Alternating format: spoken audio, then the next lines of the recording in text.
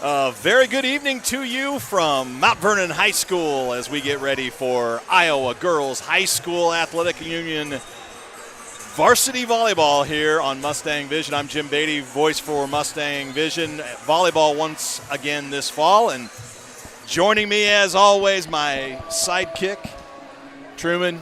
Good to have you with me. It's good to be here, Jim. It's been a while, but I'm excited about the team this year. And it's always going to be a great match against West Delaware. They've been consistently some of our strongest competition over the years. They have. Ever since Brett Mather became coach there, and I noticed that Brett's getting a little gray now, so he's been around quite a while. You're watching Mustang Vision. We're so glad that you're with us tonight. You're going to see the sponsors lining up down the right-hand corner of your screen throughout the night. And Mustang Vision is 100% free to you viewers, and we're super, super happy for that. That is brought to you because of the generosity of our area businesses, Mount Vernon and the Lisbon community, businesses that care to see these student athletes prosper, and also our fine arts supported generously through our live stream here on our YouTube channel. You can always get caught up to date. First of all, if you made it here through gomvstangs.org, you can subscribe to our YouTube channel. You'll get notifications every time we go live. And our list of sponsors for you tonight, starting off, Lunescus Law, Richardson Hanson Hotes Insurance Agency, Lunescus Consulting, Yox Landing, Robinson Construction, Mount Vernon Bank and Trust Company, Copenhagen Associates, Kelly Concrete, Gary's Foods, Downtown Dental, Bunch Heating and Cooling, Iowa Physical Therapy, Wilkie's, Palisades Family Dental, Lynch Ford Chevrolet, Hall & Hall Engineering, Mount Vernon Family Dentistry, and Lincoln Way Golf Cars. And Mount Vernon Volleyball, high school volleyball, is brought to you season long by Ability Physical Therapy. Thank you, Ability Physical Therapy, for your lead sponsorship. You'll also be hearing quite a bit because of this team from Richardson Hanson Insurance Agency and Yox Landing, as they are some of the sponsors, special sponsors for tonight's broadcast. Truman tonight brings in West Delaware, WAMAC East rivalry, opponent for a long time. West Delaware comes in 8th in 3A with a 10-3 record. Mount Vernon has risen all the way to number 2 in that 6-1 record. Interesting that they're number 2 behind a 7-4 Western Christian. Mount Vernon has done nothing this season but impress and set the stage for a strong volleyball season and an even stronger postseason. Well, I think the Iowa Girls Athletic Association is just trying to keep the western part of the state before us, as well as the eastern part of the state. We don't know who Western Christian played, but they're 7-4 and they're ranked number 1. I have no explanation. We just have to keep beating teams. And beating teams we have. You were with Cornell the Saturday that we had the Shirley Ryan Invitational, and I always enjoyed doing that tournament with you. Broadcast 16 games that day. It was an incredible day of volleyball. And some of the most talented volleyball players that we've seen on this court, even though we seem to want to say that year after year after year, but my land, the level of play at the Shirley Ryan this year was unparalleled, I think. I didn't get a chance to look at those games. I've got them queued up on my computer. I did make it to Solon last week, and I thought we were very impressive. I was impressed, especially, of course, by Chloe Meester, but she just dominates the court this year in a way that she didn't quite do last year.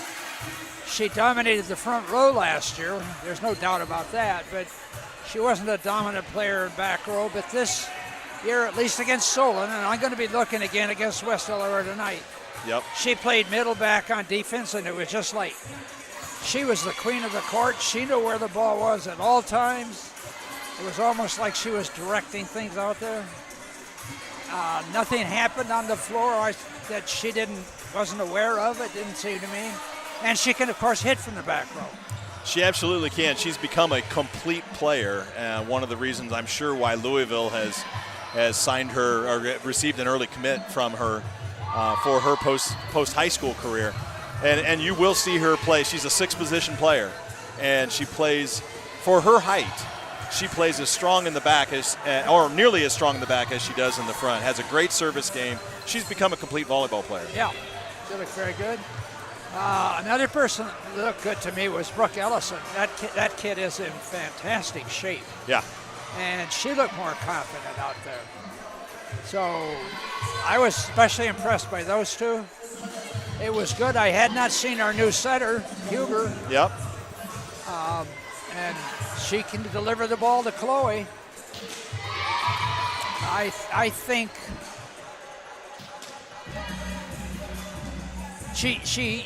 we need to watch for her to improve during the course of the season, because she just came over from Xavier. They lived in Cedar Rapids last year.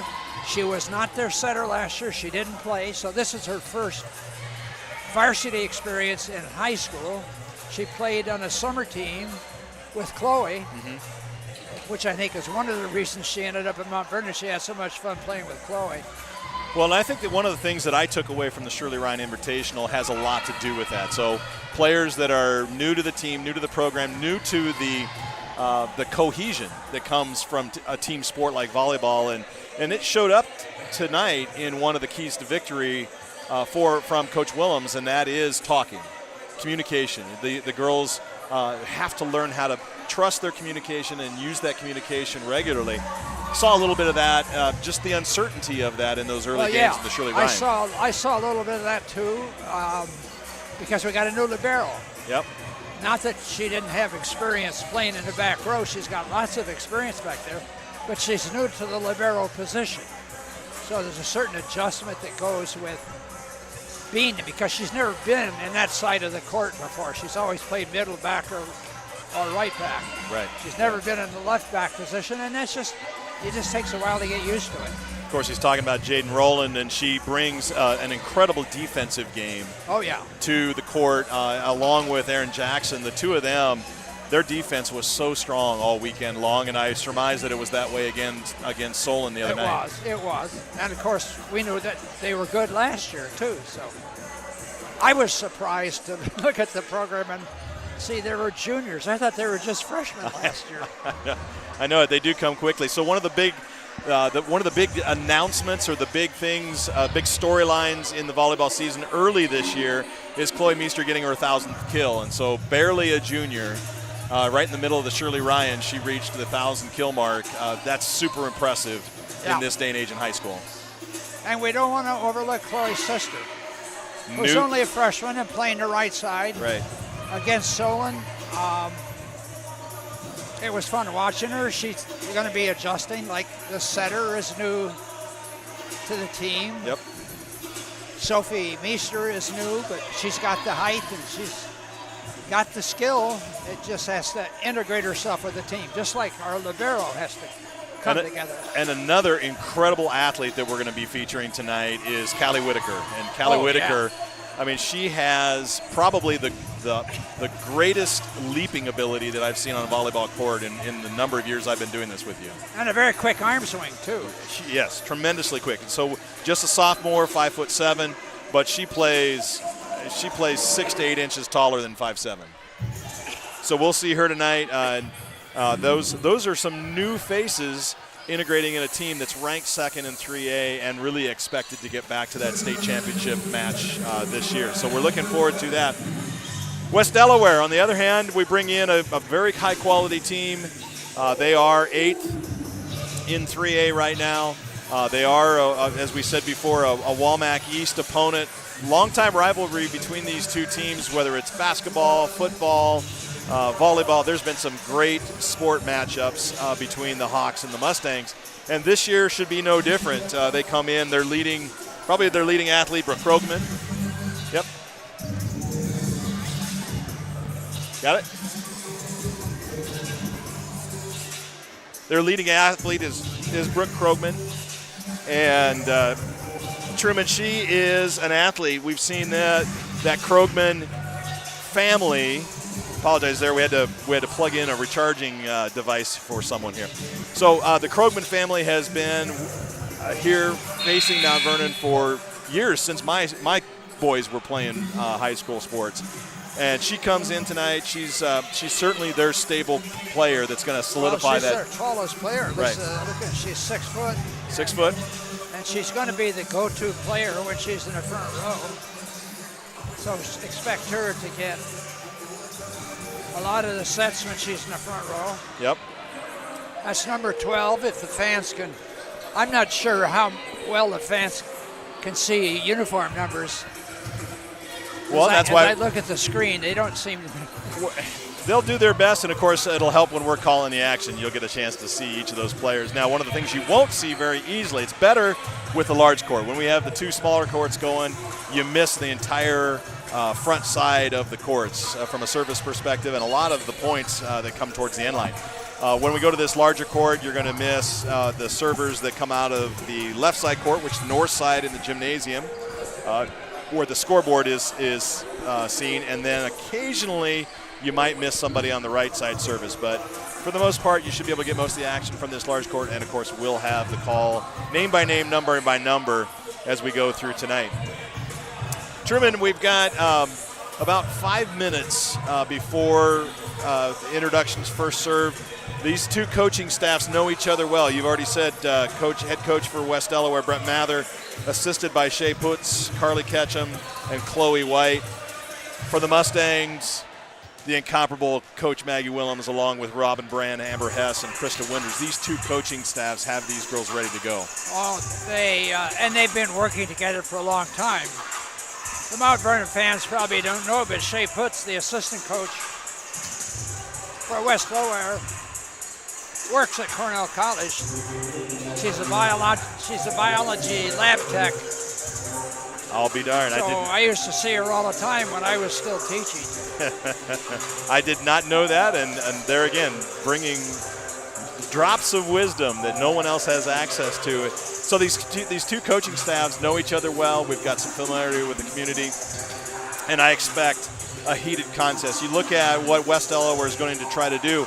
It sounds like to me, just again listening to Coach Willems and hearing the pregame reports, looks like West Delaware brings a strong service game to the table. It was something that we're going to have to really focus on. If there were a couple of chinks in the Mustang armor during that Shirley Ryan Invitational, it was consistent serving and consistent receipt of serve. Yeah, they will play great defense. I've never seen a Brett Mather team that didn't play great defense. Yep. They may not have the strongest attack, but they keep the ball in play. So I was just playing tennis this afternoon at Cornell, and this reminds me, it's true in volleyball as in tennis. We always talk about the 3 rules of tennis are keep the ball in play, keep that darn ball in play, and keep that ball in play. Something I could never master in tennis. West Delaware, well, some other words were used to describe it as it got stronger, but West Delaware always keeps the ball in play. They make you beat them. They don't beat themselves. Yep. One of the keys for Mount Vernon is to find out where Kristen Colbay is going to be directing the ball. She's got 237 assists already on this young season. Sydney Huber comes in at 188, and so everything goes through Colbert, and finding out early, which it won't be much of a surprise. The balls are going to come out often to Krogman, and I surmise also their middle hitter, and that is that Gracie Lynch, I think is the other one that you're going to see a lot of balls go into. So Krogman and Lynch are going to get the majority of the work, and with a little bit from Kate Locke as well. Mount Vernon is not going to pull any punches. They're not going to disguise where the volleyball comes from. They're going to try to get into those corners and let Chloe pound away on it. Well, Chloe Meester has received, I haven't done the exact stats, but she's received about 38% of the sets. Mm-hmm. So you can think of 1/3 of the time the ball's going to go to Chloe Meester. And West Delaware knows that. So they'll be on the alert for that. And the question is, do they have somebody that can dig her? you look at the momentum of these two teams coming in here. West Delaware has dropped 4 of their last 5. They've lost to Denver, Appleton, Parkersburg, Wapsie Valley, and Marion. A very good Marion team. They beat Nashua in the middle of that stretch. Mount Vernon, on the other hand, has reversed that. They've just had 1 loss in their last 5, and of course the 6-1 record. And that 1 loss to Dike New Hartford, year after year, one of the most talented teams in the state, and they really showed that off during the Shirley Ryan. From your perspective, maybe you've had this conversation with Coach Willems, what does she take from a loss to that Dike New Hartford team into this part of the season? That she'd like to beat them when we face them later, if we do. I think, let's face it, Dike New Hart's got Jaden Peterson, who's also going to Louisville. Yeah, the Peterson twins, her sisters. Her sister's not quite as good, so she's not going to Louisville. I don't know whether she's going to end up at UNI playing for her mother. We had a hard time with Dike last year. We beat them once, though. So the efficiency, one of the things I'm going to look at is that efficiency that Dike New Hartford brought to the court that I know she's paying particular attention to. So that's the end of warm-up. We're going to take a break with the national anthem and the starting lineups here. We'll feature the starting lineups for you live, and then we'll take a break as the national anthem is presented, and we'll get ready for first serve. Activities Director Matt Tatey on the microphone here in the house, the home gymnasium, Mount Vernon High School, as the Mustangs get ready to host the West Delaware Hawks. A warm round of applause for our officials. Can't say enough about our officials. We appreciate them so much here in this community, and really hope that there's many more of you maybe watching this broadcast that know someone that might be looking to be an official. I see Ed Timms on the line judge again. He's back for... Hard to get rid of him.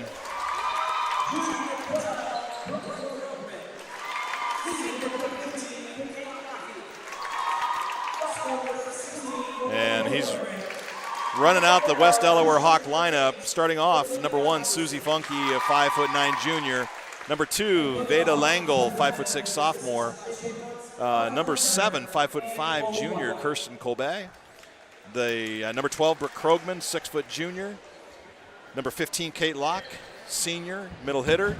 Number 16, Malaya Hildebrand, 5'7" sophomore, and libero, 5'3" junior. Number 8, Olivia Halverson. And now, starting lineup for your Mount Vernon Mustangs. Bit of the pregame hype. Mount Vernon, a dominating volleyball team since 1972. Truman, I imagine you remember a few of those years.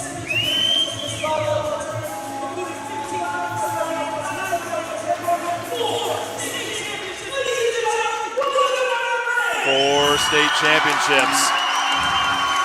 And whipped into a frenzy is the home crowd by Matt Tatey. Leading off for the Mustangs, number 3, 5'7" sophomore, Callie Whitaker. Followed by a junior, 5'11", number 4, Paige Shervin. Next out for the Mustangs, 5'5" junior, number 5, Erin Jackson. Another senior, 5'8", number 8, Brooke Ellison. She's followed by one of the newcomers, 6' junior, number 15, Sydney Huber. And the unstoppable front line 6th position player going to Louisville, 6'3" junior, number 16, Chloe Meester. And of course the libero, we mentioned her already, there in the maroon jersey, number 1, 5'2" junior, Jaden Rowland.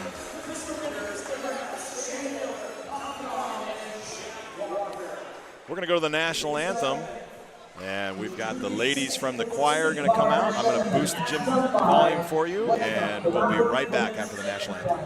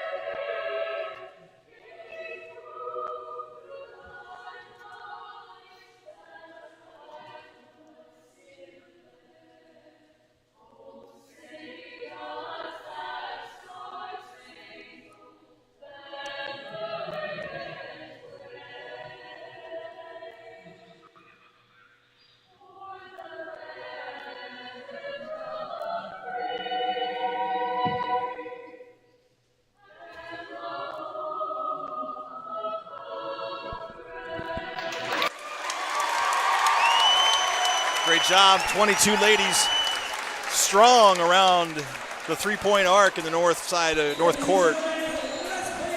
And the national anthem's done. The up official taking his ladder. Truman, it's time for volleyball. This is an exciting moment. Doesn't matter which two teams are on the court and what the records are. It all comes down to this moment. Right. And I'm interested in seeing how West Delaware arranges their lineup opposite Chloe Meester. So I'm going to try to carefully get the order of both teams here. All right, you're going to be working on that. Mount Vernon Mustang Volleyball, varsity volleyball this season, brought to you by Ability Physical Therapy. You'll see their commercial here later on. And they are joined by Mount Vernon Family Dentistry, Hall & Hall Engineering, Lynchford Chevrolet, Palisades Family Dental, Wilkie's, Iowa Physical Therapy, Bunch Heating and Cooling, Downtown Dental, Gary's Foods, Kelly Concrete, Copenhagen Associates, Mount Vernon Bank and Trust Company, Robinson Construction, Yox Landing, Lunescus Consulting, Richardson Hanson Hotes Insurance Agency, and Lunescus Law. We're going to be looking to bring as many Richardson Hanson Hotes Insurance Agency reads and Yox Landing as we can. They are our block and kill and big dig sponsors here for volleyball. Mount Vernon, as the home team, is going to start off first serve. Brooke Ellison back just out of the screen left, and she'll start it off here in game one. That goes in. It's an overpass, so it comes soft to the Mustangs. Chloe just kicks it back over to the Hawks. Krogman, her first shot's going to go out off of Brooke Ellison's hand, and it'll be a point to the Hawks. So a bit of an overpass on Ellison's serve, but just enough of a tip, and it got into the center of the defense, and the Mustangs couldn't really return it hard. Gave it back to him with an easy look at it. Kirsten Colbay back to serve for the Hawks. Dug by Aaron Jackson and met at the top.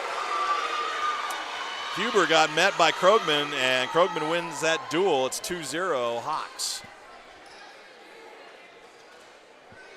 Yeah, there's not much you could do with that pass except try to tip it into the block. And Brooke Ellison has the serve go off her hand out into the fan section, the high school fan section, student section there. That's 3-0 Hawks. So far, we haven't done anything right. Go back to serve 3-0. The end of the net, service error. That'll be side out to the Mustangs.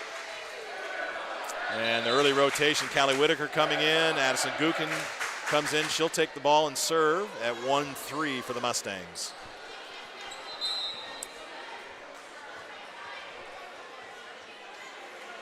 Gukin in for her serve specialties. And I jinxed her, Truman. You jinxed her indeed. She was going for a pinpoint into the corner, swung it a little bit wide there, and so the service error gives the ball back to the Hawks 4-1. So we're behind 1-4, and we haven't done one thing right yet. Olivia Halverson, the libero for the Hawks with the serve. Nice job. Right away, Callie Whitaker gets her first kill. And as you said, she can jump and got a quick arm swing. Yeah, the only thing unfortunate with our camera angle tonight is the up official, the way that they have that set. He's going to block a lot of those views. Wish they'd reverse that official court, but and out it goes. That'll be a point to the Mustangs. Number 5, Hannah Cantwell, swung it wide. I'd say we're lucky to be behind by just 1 point here. Huber serving at 3-4, and she goes long with it, well long. Wasn't even close. No, Chloe Meester hasn't got a set yet. In fact, only one person has got a set. Into serve for the Hawks. Nora Payton serving 5-3. Got to start with a good pass off the service receipt, and that's going to go long and out. So nerves a little tight for both squads right now. That seems to be the case. And here we were telling our fans how this is going to be a hard-fought, good game, and so far. A little sparring going on. Chloe Meester into serve. It went off the back row player's face. Huber's going to set up Sophia Meester and pounds it off the block for the point. Nice kill for Sophia. I believe that was Kate Locke that had been lined up for the block. We've done a couple things right now. Oh. Meester into I the net. jinxed her. We really should wait for the serve to get over the net before we say something. Yeah, my right? fault. I'm sorry. We're even. That's our third service error. They've only got 6 points. We've given it half of them on our service error. Susie Funk serving 6-5. Brooke Ellison with a chance. She gets it back over to the Hawks. Now the Hawks are going to give it back to the Mustangs for a chance at offense here. Brooke Ellison up high again, and she's going to put that one in. She goes cross court, dumps it in front of the center back. Tying it up at 6, and Jaden Rowland, the libero for the Mustangs, to serve. The score is 6-all, and I'll point out that Chloe Meester has not received a set yet. Good serve by Rowland. Tough pass, and it'll be a point for the Mustangs. Nice ace. I'm going to give her an ace on that. Got to be an ace. One touch and the pass into the net. Rowland serving 7-6. Down deep on that. And putting it away, great kill by Locke, tying it back at 7. West Delaware likes that quick offense, so your block's got to get up early. Was another key to watch out for from Coach Willems is how quickly the Hawks like to move the ball so that the defense can't set up underneath of it. Serving for the Hawks, Natalie Menson. Sophia Meester has it blocked. Nice run down by Chloe. Great job by Chloe Meester and then Brooke Ellison. Nice block by Sophie. Oh, and then the ball ends up falling between Huber and Meester. Yeah, but that was Chloe's ball. She wasn't ready. Point to the Hawks, and Huber's the setter, so Chloe's got to get that and pass it to the setter. Menson to serve 8-7. Meester has that one. Now Huber's going to set up quick, and it's in. Called in by the line judge. Paige Sherbin with that kill. Brett Mather didn't like that call. Brett Mather thought it was out. I don't know that I'd challenge Ed Tim's eyes. He's been managing that corner for a long time. Did Jim Beatty think it was in or out? I thought it was in. I don't call those anymore because Aaron Jackson serving 8-8. Off the block, chance for the Mustangs. Brooke Ellison again, a little soft touch. Now the Hawks are going to set it up for outside shot. Blocked nicely, handled by the Hawks though. Now Huber's going to set up Chloe Meester from the back, and that's long. No touch.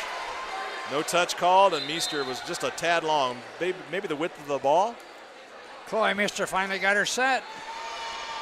Andrea Wubin, no, it's Gracie Lynch serving a 9-8. Rolling with a pass, Huber snags it. It's blocked, Meester after it. Ellison moves it across for the Mustangs. Outside set, blocked to the net by the Mustangs. Now Huber's going to bump set. Chloe Meester just has to advance it. And that's going to go wide right. Another point to the Hawks, 10-8. Well, I kept pointing out we hadn't set Meester, and now we set her, and she's made 2 hitting errors. So. Coach Willems going to call her first time out of game 1 as the score is 10-8. So not a lot of chance at some extra calls tonight. A couple of kills for Richardson Hanson Holtz Insurance Agency by Callie Whitaker and Paige Sherbin. But Brooke a slow Ellison start, got really. One too. Brooke Ellison got a kill. So. Yeah, that's right. Brooke Ellison as well. Slow start for the Mustangs, and not a tremendously fast start for the Hawks, except for what you anticipate to be the outcome of this game. And the Mustangs really have the ability to dominate this matchup. But I would agree with the scouting report. The Hawks move the ball quickly, get it up on the net. Oh yeah. The other thing unusual, the Hawks beat the Mustangs out on the floor after the timeout. I've always known to Coach Willems' team to make sure the ladies are out there first. They're ready to go. Lynch to serve for the Hawks at 10-8 coming out of the Willems timeout. Off the top of the net, Meester reacts to it, but not able to get any juice. And it's an ace for the Hawks, and Lynch will serve 11-8. Our other two back row players should have gone for that, though. Serving Meester again. Huber outside to Brooke Ellison. She pounds it. That's in. And it'll be a point for the Mustangs. Ellison to serve 9-11. I just think Ellison, when I've seen her like tonight and against Solon, is hitting with so much more confidence than she did last year. Good serve from Ellison. Krogman back in for the Hawks, and she hit it off of Huber. And that'll be a point.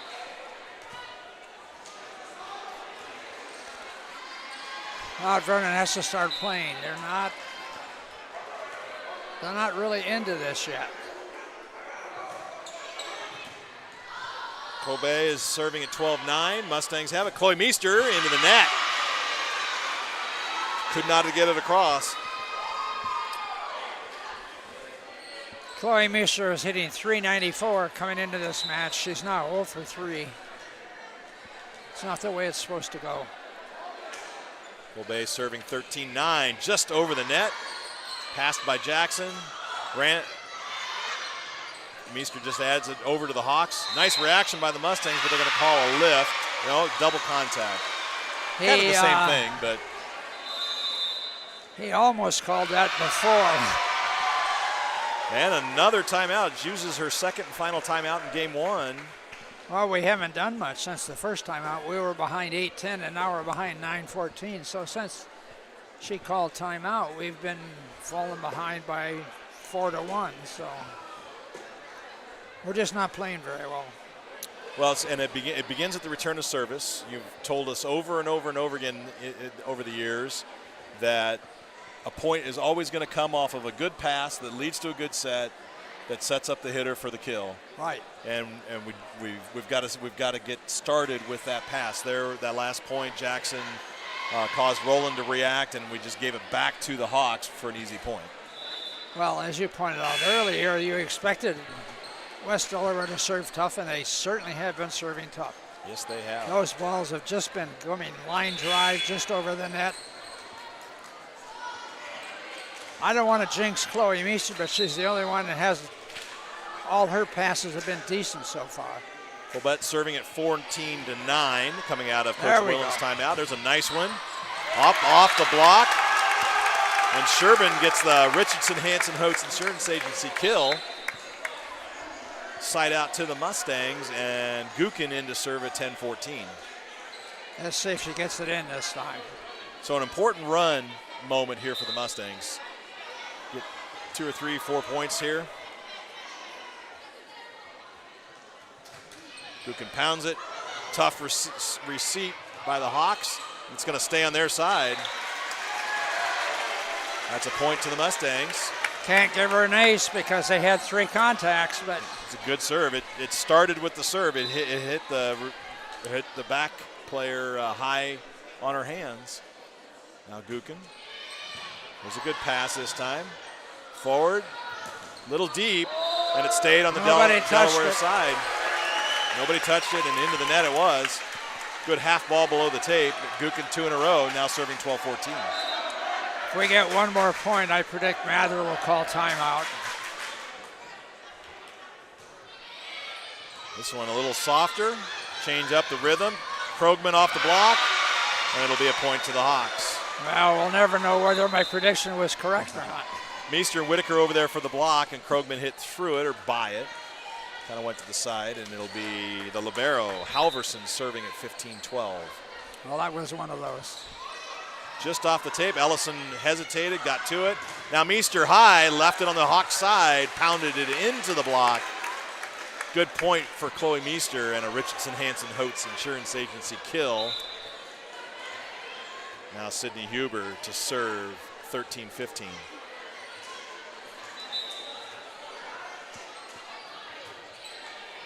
Oh, an ace. No, they able to get it back over. Whitaker set it up to Huber, and now Meester had to adjust to it. Set went a little long.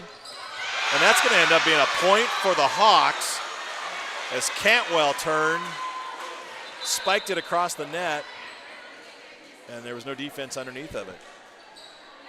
So we had a great chance serve. to go to Meester that time, and we didn't connect. Serving for the Hawks, Nora Payton, 16-13. Roland up high.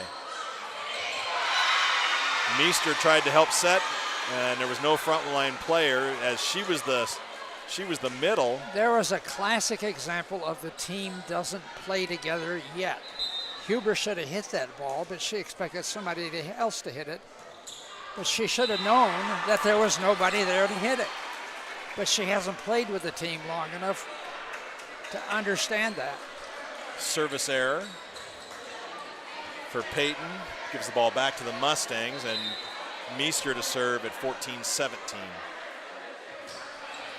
Pounds that one. It's passed nicely, but it'll be an ace for Meester. Yep, we'll give her an ace for that. Hey, do you have a business in Mount Vernon and Lisbon? Do you like listening and watching Mount Vernon Volleyball? There's a space for you as one of our lead sponsors. We're still looking for a volleyball ace. We're back there again. If we get this point, he'll call timeout. Another good one from Meester. That's another ace. 2 in a row. And as Truman Jordan predicted on cue, Coach Mather calls his first timeout. It's now 16-17 for the Mustangs. One of the things that you can always say about the Mustangs is they just maintain the constants of the pressure. They're never not putting pressure on the opposing team, and that allows them to come back in a surge like we're seeing just now. Yep. They're just starting to play. And it's coming from different directions, these last 2 points off the arm of Meester from the service line. We've talked about how she's just had difficulty getting the ball and getting the ball in from her hitting spots. Well, she made 3 hitting errors early. I'd say at least 2 of them were because she didn't get good sets. But she's made 1 kill and 2 aces, so now she's got 3 offensive points and made 3 offensive errors. So we're back to neutral. And not quite ready.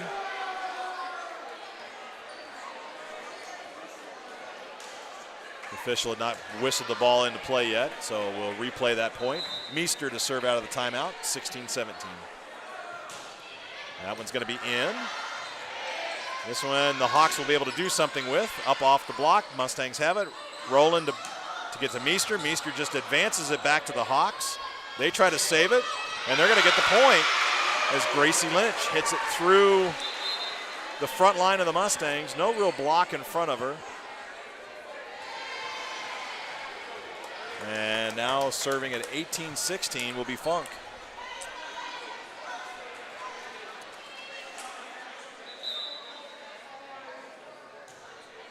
Up off the tape and unable to, it's always an unfortunate serve when it comes from the opponents. But you love to see it when it comes from us. So Bliley is in for Sophie Meester. That's right. Jordan Bliley in for her first action. Another tough return, but saved by Huber, and Ellison able to get it across the net. Quick set to Kate Locke, and they get the point, and they're the first to 20 in game 1. The Hawks up 20-16. We are not covering behind the block. Funk to serve. Rolling with the pass. And the pass was a little strong. Bliley not able to get to it, and it's 21-16.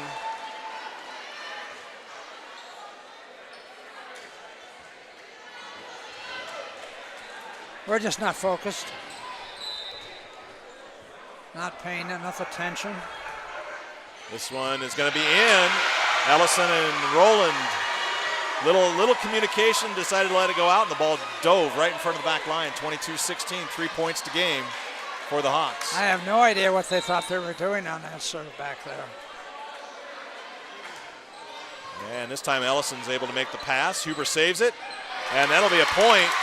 Callie Whitaker with the Richardson Hanson Holtz Insurance Agency kill. Is that her third? Second or third? Side out. That's her second. Side out to the Mustangs. Roland to serve 17-22. Hawks able to make the return. They get it up on the net.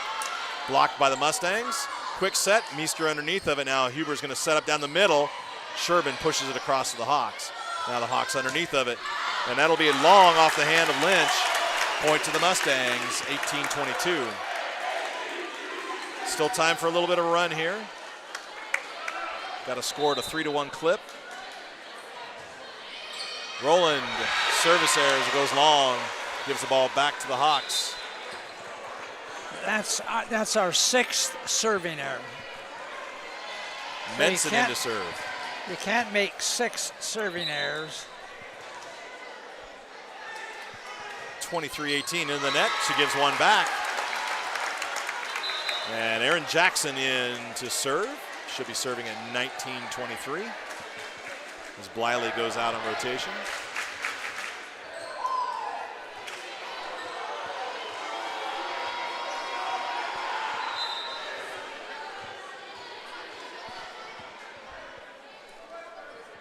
Jackson with the serve into the net. Unfortunately, giving it back to the Hawks. And this is game point. Gracie Lynch to serve, 24-19. I may have said we had 6 serving errors, but I was counting wrong. But that's our 5th. Rolling with a pass. Huber underneath of it to Chloe Meester, and she just gives it back to the Hawks. No shot. Krogman pounds it, though, and puts it away. And it'll be West Delaware taking game 1, 25-19, in kind of a surprise opening match, or opening game for the Mustangs. Coach Willems is going to take the team back into the locker room. The Hawks head out into the food court or into the music hallway, one of those 2 locations.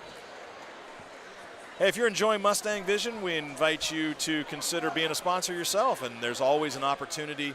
Our Venmo up on the screen right now, and you can take a shot of that. That gets you right to our Venmo account, and if you want to send some type of a message and a little gratuity that can help what the Booster Club does with these monies, we certainly appreciate it. Truman, 100% of our revenue that we generate through Booster Club goes right back to our student athletes. And looking around this gymnasium, I see the impact of those monies in everywhere that I look. New scoreboards. We participated in the new gym floor that you see here. We're participating in the press box out at the new activities complex. Just over and over and over again. The ability to say yes to our coaches in their needs. It's a great opportunity. That floor is very nice. Isn't it, though? Now that you mention it. Here's one other thing. As you look around the gym, I know the camera doesn't scan around. You don't see it, but we're surrounded by banners of 1st and 2nd place teams in the state. Entire wall of state runner-ups on the opposing side there. And then behind us are the champions. Yeah, quite a few of them. And then at the end, we have above the thing with the Mustang things, we have the 6 Mount Vernon graduates that were chosen as the Gazette Player of the Year. Yeah. We have a banner for Maggie Willems, who was Coach of the Year in 2016. And the Coach of the Year in 2022 was Preston Peterson. Peterson. Counts, Coach of the Year. My eyes are so weak I couldn't see that. And, of course, Gatorade Player of the Year in Allie Stark and Tristan Wirfs. Yep. Mustang Vision, again, Mustang Volleyball, brought to you by our lead sponsor, Ability Physical Therapy. Let's take a moment and hear. Don't let your aches and pains go untreated. Don't be content with less than ideal function of your body. Get back to an active and progressing lifestyle with help from Ability Physical Therapy and Elite Fitness. At Ability Physical Therapy and Elite Fitness, our team of professional therapists, trainers, and office staff are dedicated to getting you back in your optimal physical function. Choose one of our 4 convenient locations in Center Point, Marion, Mount Vernon, and Solon. For total patient care, choose Ability Physical Therapy. And we're back. The ladies are back on the court. Truman, right as we were going, you were going to mention the conference championship banners, I believe, on the right-hand side. No, I was going to actually mention the Hall of Fame players we have. We have 3 volleyball Hall of Fame players. Yeah. I don't know what we have in other sports, but we've had people. I mean, surely Tristan Wirfs has to be in somebody's Hall of Fame somewhere. Probably. Anybody who can be a starting tackle for the Iowa Hawkeyes right out of high school, and then a starting tackle for Tampa Bay Bucks. The world champion Tampa Bay Bucks. Yeah. That's got to be in somebody's Hall of Fame. Mustangs come out on the floor for game 2 with that same rotation, same lineup. Jaden Rowland, Callie Whitaker, Paige Sherbin, Aaron Jackson, Brooke Ellison, Sydney Huber, and Chloe Meester. First serve underway in game 2, and Chloe Meester's first shot from the back is blocked at the net. I don't think. Vita Langle, you don't think it got over the net? Well, she got a little hand on it. She might have got a hand on it, but. Lynch serving at 1-0. This time Huber to Ellison. She bumps it across the net. Krogman goes after it. The Hawks keep it alive, and the libero back over to the Mustangs. Halverson gets it though. And Paige Sherbin has to adjust in the air. We're just not getting the set at the point of our power. And late reaction as Rowland kicked it into the middle, and Sherbin hustles it out of bounds. It's a 2-0 lead for the Hawks to start game 2. So Coach Williams rotated her starting lineup one bout, so Chloe Meester's in the back row. Rowland with the pass, Sherbin with the kill, blocked right back at her. Ellison with this chance. Krogman just gives it up to the Mustangs. Huber underneath of it. Now Brooke Ellison is going to take a shot at it. The Hawks react to it. They keep it alive. Now Krogman again. Meester able to save it. Rowland passes it forward, and Ellison with a shot is going to go wide. And another point, 3 in a row to start the second game. Sounds like the first one, doesn't it? So far, Lynch serving 3-0. Jackson with the receipt. Huber has to go get it. Meester just gives it back to the Hawks. They're going to get a nice set out of the middle, and Krogman's going to pound it. Rowland with a nice save, though, and Ellison gives it back to the Hawks. Not a lot of offense right now for the Mustangs, and a hitting error from Krogman. Fortunately, they make a mistake. Student body up on their feet after that point, and Brooke Ellison to serve at 1-3.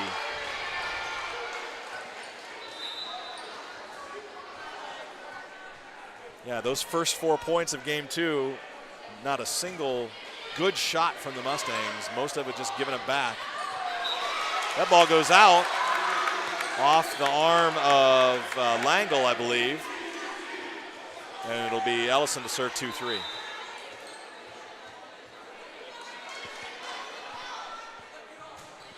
Ellison gets it over the tape. Long pass into the setter. She attacks. Mustangs give it back to the Hawks. Now the setter short.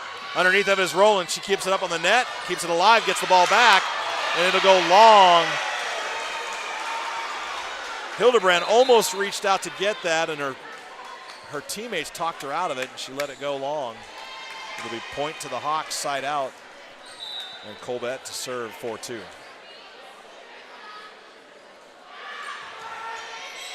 Jackson with the pass for the Mustangs. Huber underneath of it. Paige Sherbin, she's going to get the kill. That one was hit with authority, Truman. That was nice work.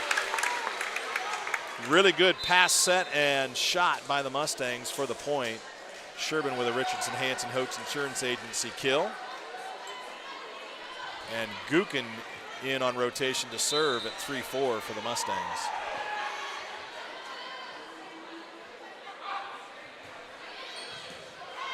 Tough serve, but it's in for a point.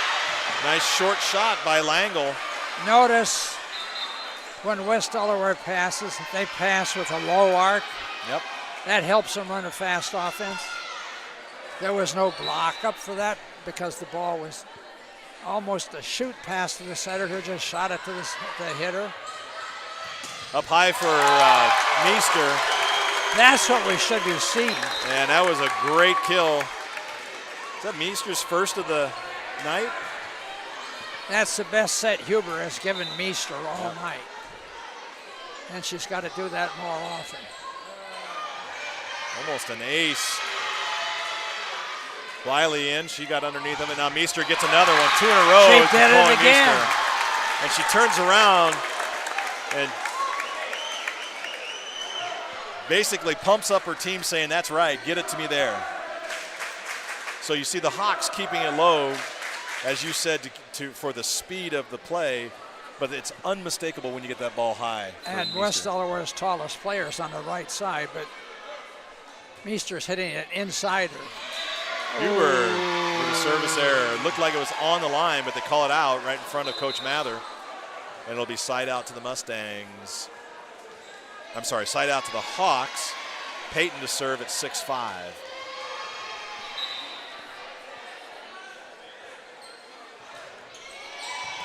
Ellison with the pass. Huber saves it. Bliley gets it over to the Hawks.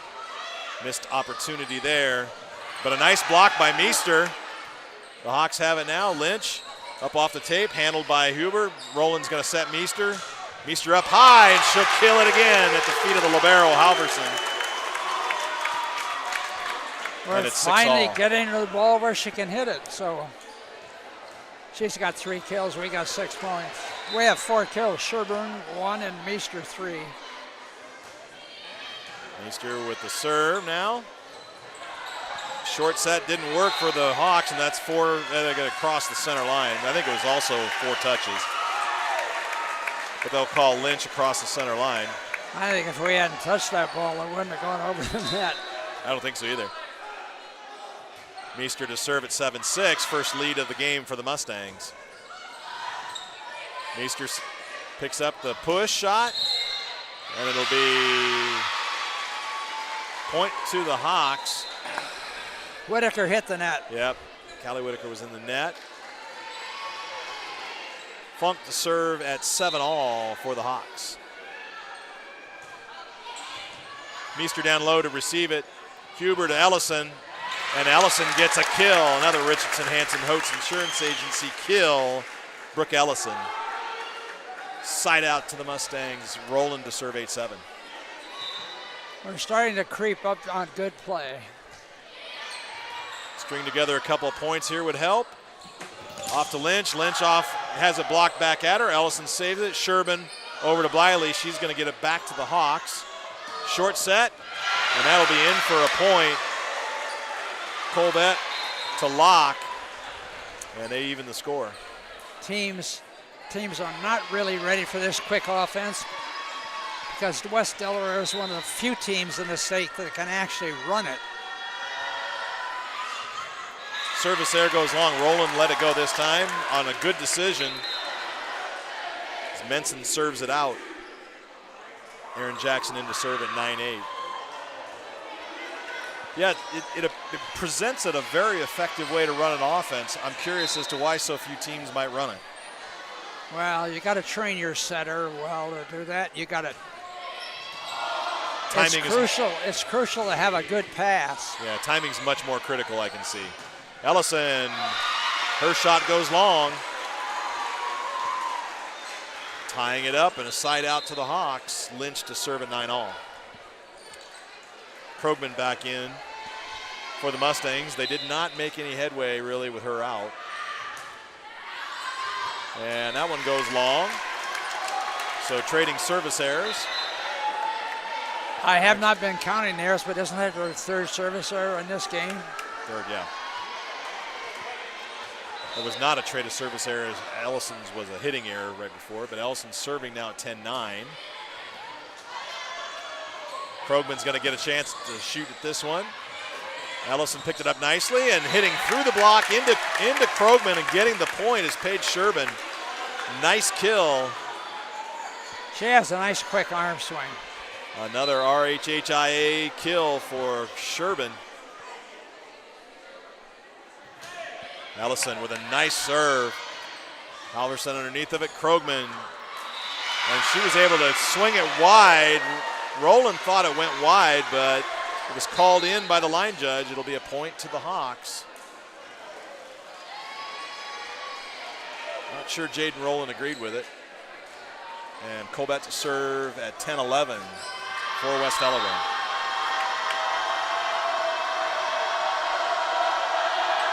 The student section for the Mustangs are loud.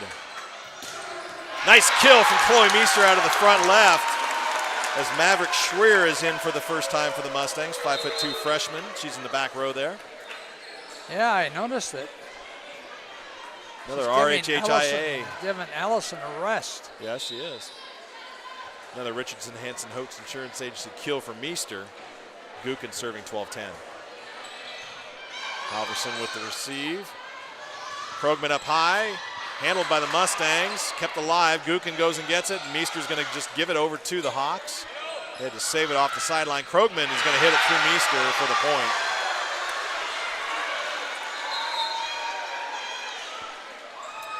And it's 11-12. Halverson to serve for the Hawks.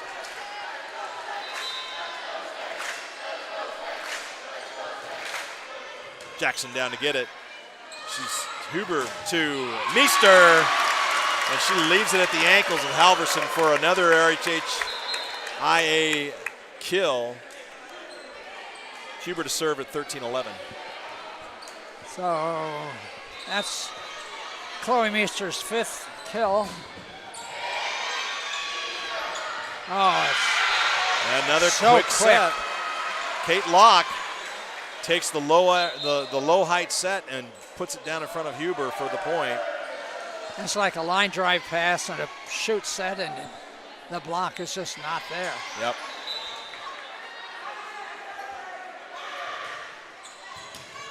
Jackson, tough pass. And the Mustang, or no, it wasn't Jackson, it was Schweer. Right in the center, they pick on her right away. And it's tied at 13. Peyton serving a second in a row. Now to Meester. Huber's going to set up Whitaker. Doesn't take a big swing at it this time. Nice block at the net by Whitaker, and it'll be a point for the Mustangs as the Hawks could not recover. Nice block by Whitaker. Boy, does she get up quick. She does. She didn't quite get high enough on that on her hit. Quickly. Well, it depends on the set. There's so much depends on the connection between the setter and the hitter. Meester now serving at 14-13. Nice dig by Huber. Meester advances it. Now Brooke Ellison's going to take a shot, handled by the Hawks. Going off to Lynch. Lynch dumps it at the ankles of Meester. And that'll tie it up at 14. Funk in to serve for the Hawks.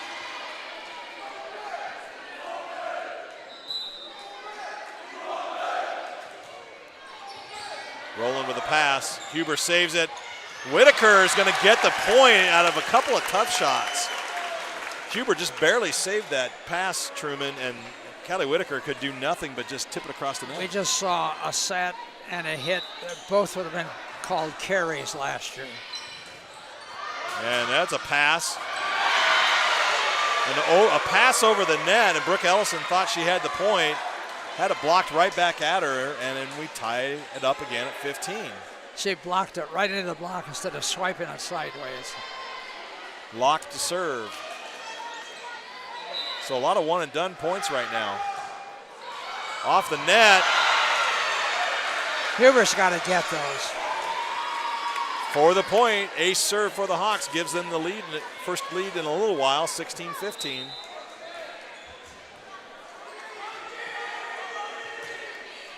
Rolling with a pass. Huber's going to get underneath of it. Off to Bliley. Bliley's point is going to go long. Coach Willems going to call timeout at 15-17 here in game 2. Truman, that's the first 2 points in a row a team's had in a bit. It's a team that's playing out of sync most of the time. They don't have any rhythm.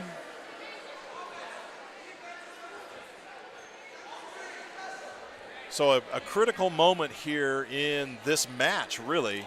Mustangs, the Mustangs really can't afford to go down 2 sets to 0. That makes life very tough, especially against West Delaware. I mean, we've seen it. We've seen 3-set comebacks for them. But this is a talented West Delaware team. They're just not playing very well together. You saw them in the Shirley Ryan. Did they play this poorly in the Shirley Ryan? Well, they played really well together. We talked about their communication. This is not gaps, the team that beat Solon in 3. Brooke Ellison with a nice shot, but it was handled by the Hawks. Meester underneath of it after the block at the net. Now Ellison again is going to hit it. And up time for a point. Ellison with the kill. as Peyton could not get underneath of it. So the Mustangs able to turn it, and Jackson will come in. We have to keep playing like this. We can't have spells in which we just forget to watch the ball. Jackson serving 16-17 into the net. Gives it back to the Hawks.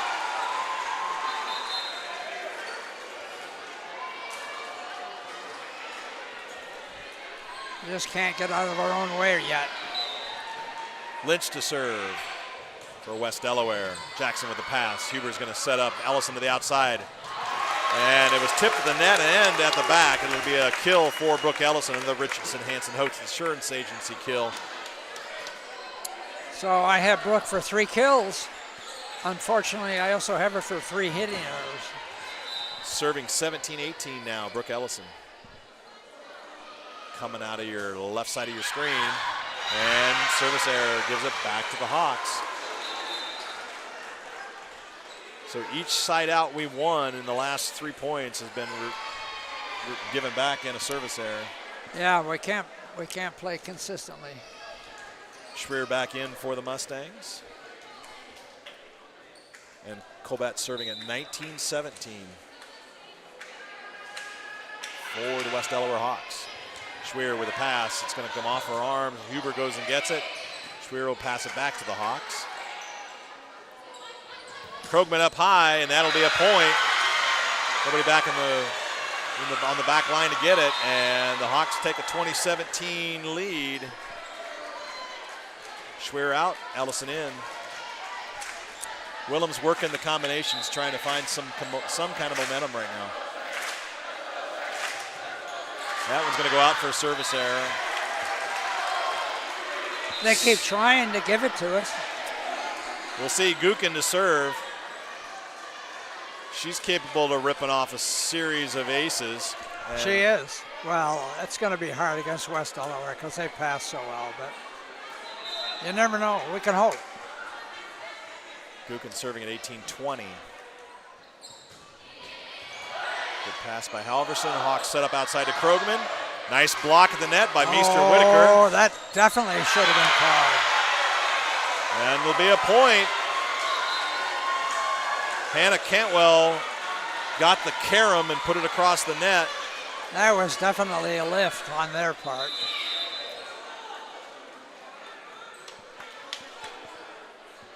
Timeout called by Coach Willems. This is her final timeout of game 2, and she calls it a 21-18 mark.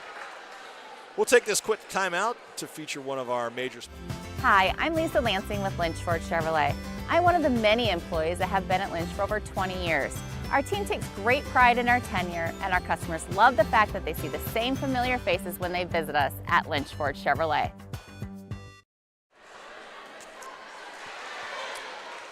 And we're back. Thank you, Lynch Ford Chevrolet, for your continued sponsorship of Mustang Vision and making it possible for the 51 of you that are watching right now to do it for free.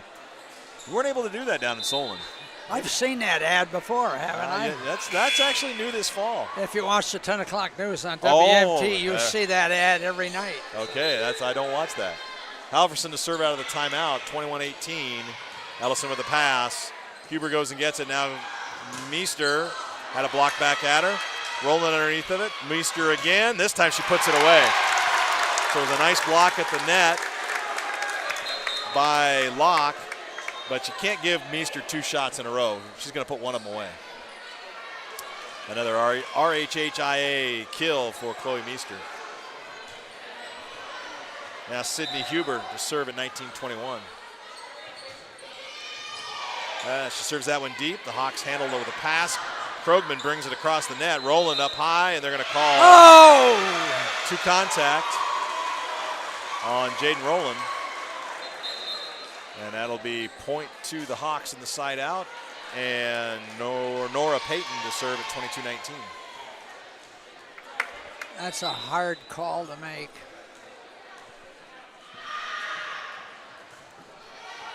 Ellison with the pass. Huber goes and oh no, it was an overpass, and it was put down by Lynch.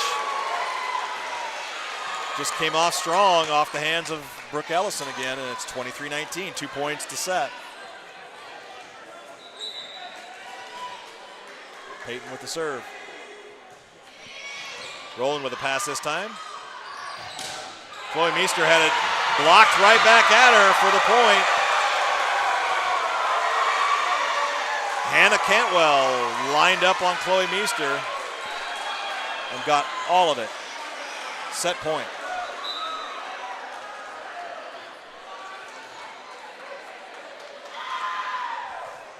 And there's a service error. I believe that's 5 serving errors by them in this set. But now Chloe Meester serving at 20-24. Need to rip off some points here. And that's a tough serve. Halverson goes and gets it though, and they'll give it back to the Mustangs. Meester underneath of it. Now Huber outside to Ellison. Tip over the net, handled by the Hawks. Halverson's going to bring it forward. Oh, and that'll be a nice adjustment by Cantwell, and she hit it past Meester. And they take the second set, 25-20. You're watching Mustang Vision. He's Truman Jordan. I'm Jim Beatty. We'll be back in just a couple of minutes as you're watching Mustang Vision, brought to you by... Don't let your aches and pains go untreated. Don't be content with less than ideal function of your body. Get back to an active and progressing lifestyle with help from Ability Physical Therapy and Elite Fitness. At Ability Physical Therapy and Elite Fitness, our team of professional therapists, trainers, and office staff are dedicated to getting you back in your optimal physical function. Choose one of our 4 convenient locations in Center Point, Marion, Mount Vernon, and Solon. For total patient care, choose Ability Physical Therapy. Hi, I'm Lisa Lansing with Lynchford Chevrolet. I'm one of the many employees that have been at Lynch for over 20 years. Our team takes great pride in our tenure, and our customers love the fact that they see the same familiar faces when they visit us at Lynchford Chevrolet.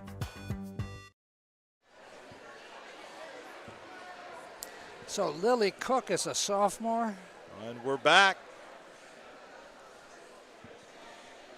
Lily Cook.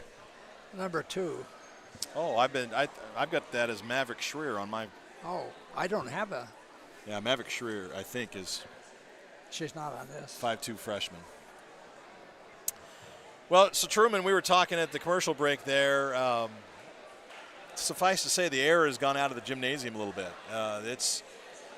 It's kind of a shock to see the Mustangs drop 2 sets the way they have. Really not that competitive right now. No, they haven't played together as a team. They can't string together. I don't know that they've strung together more than 2 good points in a row yet in either game. So they know the mountain that they've got to climb here. They do. And it has to start with just, what do you say to them in the locker room other than go out and do it? You don't have to be told what to do. You just have to go out and do what you know what you got to do. Well, they have to get out there and play like they know they're capable of. So the West Delaware Hawks out, getting ready for set number 3. They took the first set 25-19. They took the second set 25-20. And it'll be the Mustangs serving in set 3. See if there's any change to the Mustang lineup. Jaden Rowland is coming in as Callie Whitaker goes out. In the back row, she'll be joined by Aaron Jackson and Brooke Ellison. The front row remains Chloe Meester, Sydney Huber, and Paige Sherbin. So this is the same lineup they started with to start the night. They did not take that extra rotation. So Brooke Ellison to serve for the Mustangs. These are their best 6 players, so they got them. Good serve. A nice adjustment by Brooke Ellison to stab that ball. But 2 in a row tossed beyond the back line. We read our coaches' notes ahead of time. The coaches said, watch out for that tip like that. Yep. Watch out for the setter tipping, and they didn't cover it. Setter with the take, and it's side out to the Hawks, 1-0. Jackson with a pass, Huber underneath of it. Chloe Meester tries to put it away. It's blocked back over. She gets another swing at it. And it'll be a point to the Hawks as Meester couldn't clear the net and hit it twice.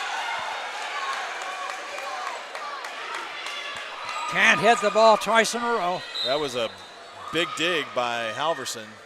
It gave the ball right back to Meester. Jackson high for the serve. Huber to Meester, tips it across the net this time with a touch shot. Good reaction by Jackson. She gets another one. Now Huber's going to set up Brooke Ellison from the back line.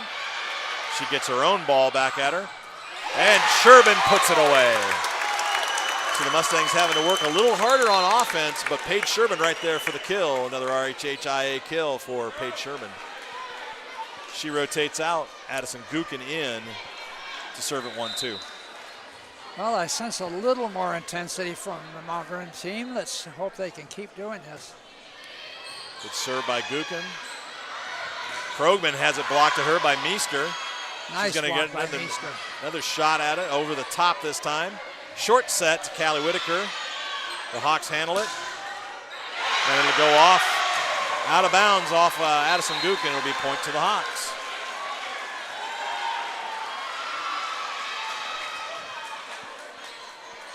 We got to terminate on that play. We didn't terminate early. We gave them the ball too many times. Ellison passes to Huber, who sets up Meester. She had to adjust to it, but worked this time. Halverson couldn't get to it, and it's side out to the Mustangs. Huber to serve at 2-3. Bliley rotates in as Jackson goes out. Nice serve. Great serve, Halverson with a big dig there. Bliley had a nice shot, handled though by the Hawks. Halverson gives it back. Bliley underneath of it. Now Huber goes and gets it. We Brooke Ellison from the back row. The Hawks underneath it. Quick set, but there's Jaden Rowland. Huber is just all over the court right now for the Mustangs.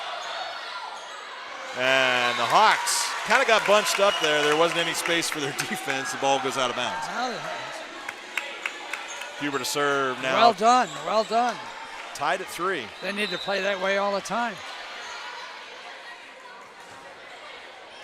Halverson had to adjust to go get that serve. And a nice shot from Cantwell as she earns another kill. If there's one thing I could say about the play tonight, West Delaware has blocked so much better than we have. Yeah. We have hardly ever touched the ball on the hitters on the left side. That's no doubt because of the quick setting. Just no defense that can get to it. Huber's going to set up long to Meester. You can have as much time to prepare for that ball as you want, and Meester's going to he's just going to hit that 90% of the time for a kill. Yeah, but we haven't been getting the ball to her. Another Richardson Hanson Hotes Insurance Agency kill for Chloe Meester, serving 4 all. It's a tough pass. Setter went and got it.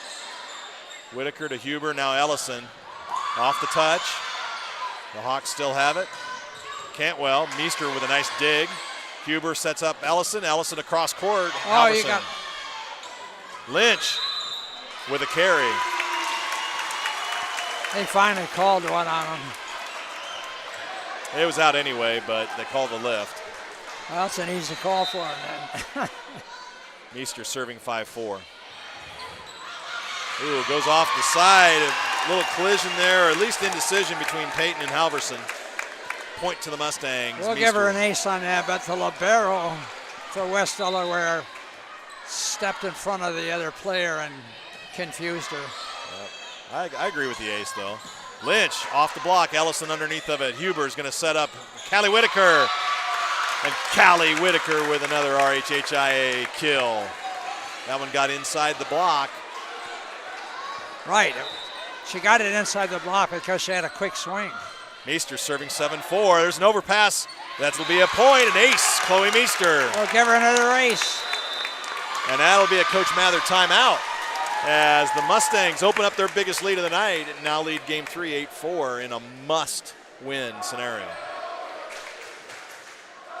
So if you're a fan, you're hoping to be in for the long haul tonight.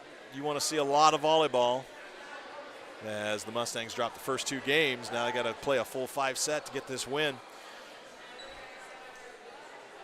Truman, looking ahead in the Mustang schedule, we've got Williamsburg on Thursday night, right back here in the home gymnasium. What do you see ahead for the Mustangs that you like?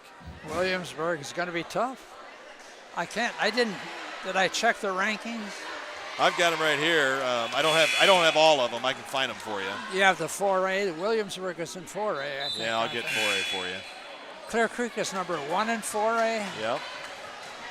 Williamsburg's ranked up there. They won't be an easy one. We got to get through this one. Meester serving at 8-4 after the coach Oh, timeout, and right in the corner for an ace.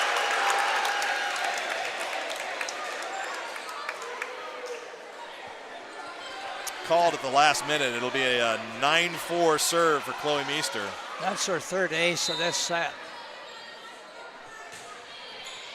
Then she serves it deep again. The Hawks are going to get it. Setter takes it herself. Callie Whitaker took a stab at it. She might have done better to bump that rather than to try to set it across the net, and it gives the ball back to the Hawks. Funk to serve at 5-9. That's just a matter of experience. Rolling underneath of it. Huber's going to set Chloe Meester from the back and doesn't get across the net.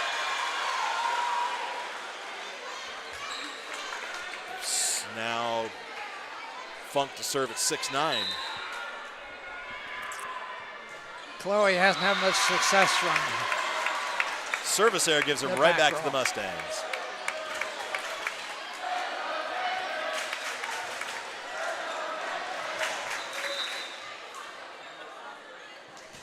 Rowland serving, tough serve, dug down deep by the Hawks. And there's a block for a point to the Hawks. Bliley had the block along with Sherbin, but it didn't stay in bounds. And the Hawks to serve. Menson to serve at 7-10.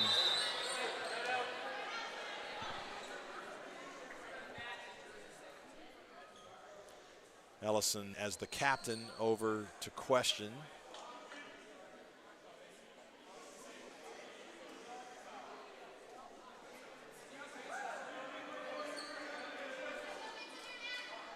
Some of the fans might know, but this is the way the official communicates with coaches.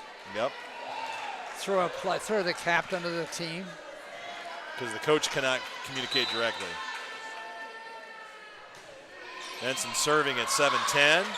Meester off the side of her arms a little bit. Ellison gets it across. And a nice set right at the top of the net. Langell able to hit it past the block by Sherbin, and it's an 8-10 serve. Here come the Hawks. Okay, we need a point here.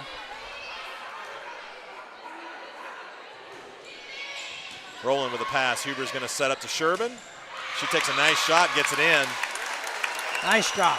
Right down the line, Paige Sherbin. Another RHHIA kill. It's 11-8 Mustangs. Aaron Jackson to serve. So 4A, Williamsburg is not in 4A rankings. Oh. Marion's 8, Xavier's 4. Ooh, tough pass. It'll be double contact. Okay, so he's going to be consistent. At least they called that on them. That was a tough serve as Peyton took it off the hand, then the chin. And then the reaction, I think that was Halverson that hit it twice. So do you mean Williamsburg's not ranked at all? Not ranked at all. Jackson serving 12-8. With the pass. Oh, and there's a shot. Nobody adjusted to that. Langell gets the kill for the Hawks. Why was nobody covering that? It went right between. Well, that was in the middle of the court. Yeah. Lynch serving at 9-12 for the Hawks. Rowland passes it to Huber. Huber outside to Ellison. Ellison gets the kill off the block. Another RHHIA kill for Brooke Ellison. Truman, what's Ellison up to now in kills? 5, 6. Sorry, 6. Serving 13-9, Brooke Ellison. That one's going to go long. That wasn't very close, was it? Nope. Colbett to serve for the Hawks at 10-13. Cantwell back in on rotation for them as well. Jackson passes, overpasses. Krogman up high, saved by the Mustangs. Chloe Meester gets it back over to the Hawks. Short set, blocked by the Mustangs. Paige Sherman with a Richardson Hanson Hotes Insurance Agency block. Forgot that they got both blocks and kills. But Yox Landing is a great sponsor too. We haven't, well actually, that's our first block of the night. Yep, 14-10. It was a Get tough up. serve by Gukin. And Krogman, another block, this time Chloe Meester. That's our second block of the night. Back-to-back blocks for the Mustangs, another RHHIA block. If we get the next point, Coach Mather will call timeout. And Gukin serving at 15-10. Here come the Mustangs, trying to stretch this lead out.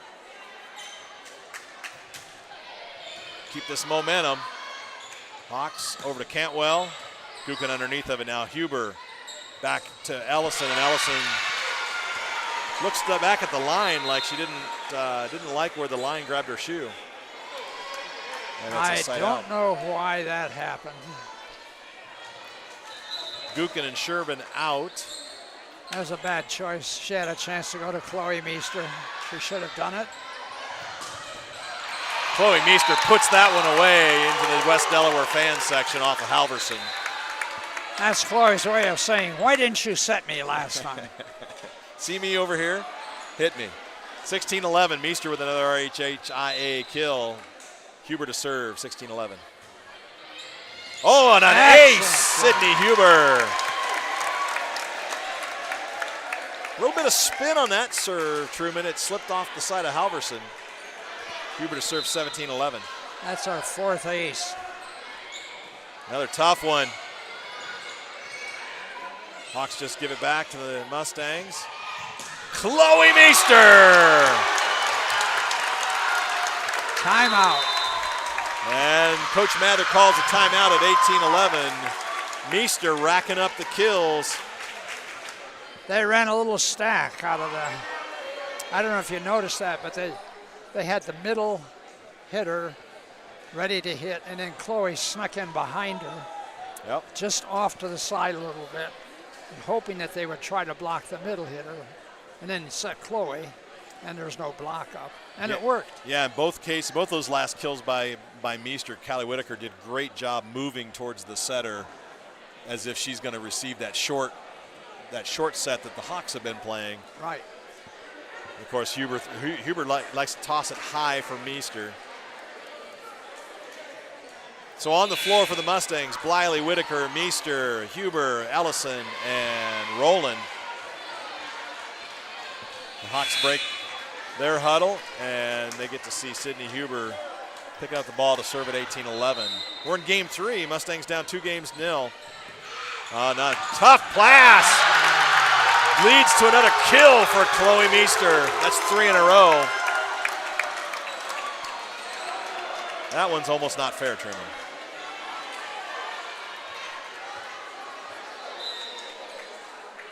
She wasn't going to miss that one. Huber serving 19-11.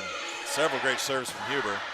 And this time, Cantwell hits it through the block. Got it by, I think she got it through Bliley and Whitaker. So it'll be side out to the Hawks. Mustangs got a commanding lead here in 19-12. Peyton to serve 12-19. Ellison passes. Huber's going to lift it up to Meester. Off the top of the block. The Hawks got a chance. Cantwell hits the antenna. They hit the antenna, so. Mustangs with another point. Meester to serve now at 20-12. Mustangs get to that 20 number first. First time tonight. When it matters, anyway. Cantwell gives it back to the Mustangs. Meester underneath of it. Huber off to Ellison. Ellison off the block. And it'll be for a point. Locke with a block for the Hawks, and it'll be side out. Side out volleyball is okay for the Mustangs right now. But you'd like to see them hold this momentum and dominate this game. Oh, they're definitely playing better. Ellison, Huber. Ellison's going to get it back, but it was a tough set. So now the Mustangs get another shot at it. Randall's going to try Ellison one more time. This time she goes cross court. It's going to go wide. 2 points in a row to the Hawks. Funk to serve 14-20.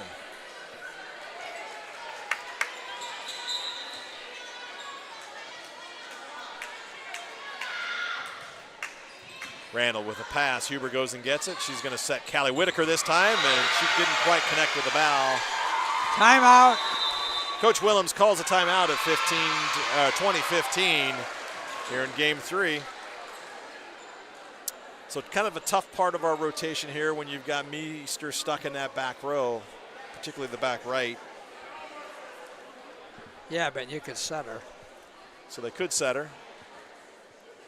It hasn't been effective, that back row set. It's because it hasn't been a good set.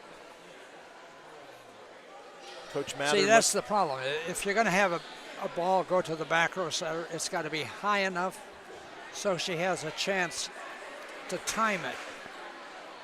When she's set her in the back row, she hasn't set it high enough, or she's hit it too short, so she had to run to get it. Yep.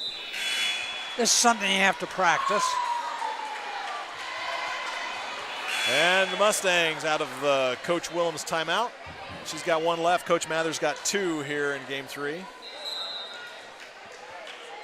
Coach Mather has used his 2. Oh, he's used his 2. That's right. None left. None left. Brooke Ellison off the block for a point. Nice set. Nice comeback after the timeout. Yep. Ellison just kept hitting it. She didn't take any momentum off that ball and hit it strong off the block. Out of bounds. Rolling to serve, 21-15. Good serve. There's a pass by the Hawks. Lynch hits it hard. Ball's in play, though. Roland goes and gets it. Now Huber, no, Meester sends it back to the Hawks. Nice play off the trusses. Huber gets it to Roland. Now Jordan Bliley, and she couldn't quite get her hand on the ball. It'll be a point to the Hawks. Good effort by the Mustangs. Couldn't get the shot they needed, though. Menson in to serve at 16-21. We're ahead 21-16, but that was our 8th hitting error of this set. Meester after it. Huber goes and gets it. Now Ellison off the tip. Menson receives it.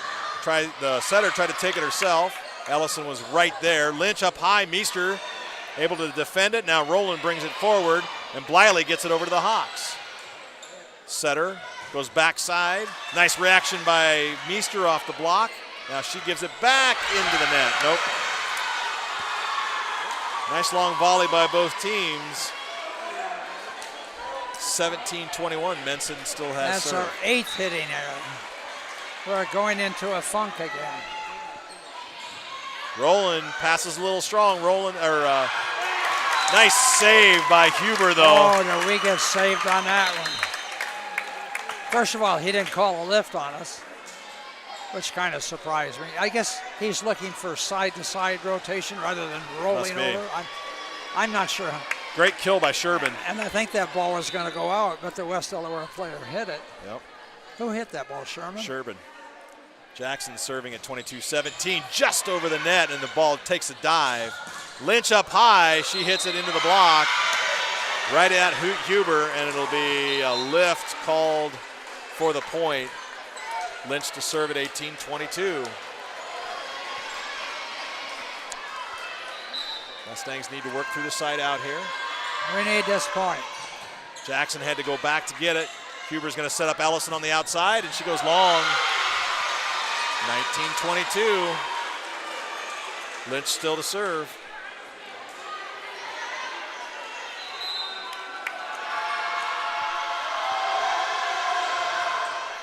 Jackson with the pass. Huber can work with this and takes it herself. Bounces around the Hawks and gives it back to the Mustangs. Meester, Huber, this time Sherbin! Paige Sherbin is blistering the volleyball right now. Another RHHIA kill for the Mustangs. 23-19. Ellison to serve. So long.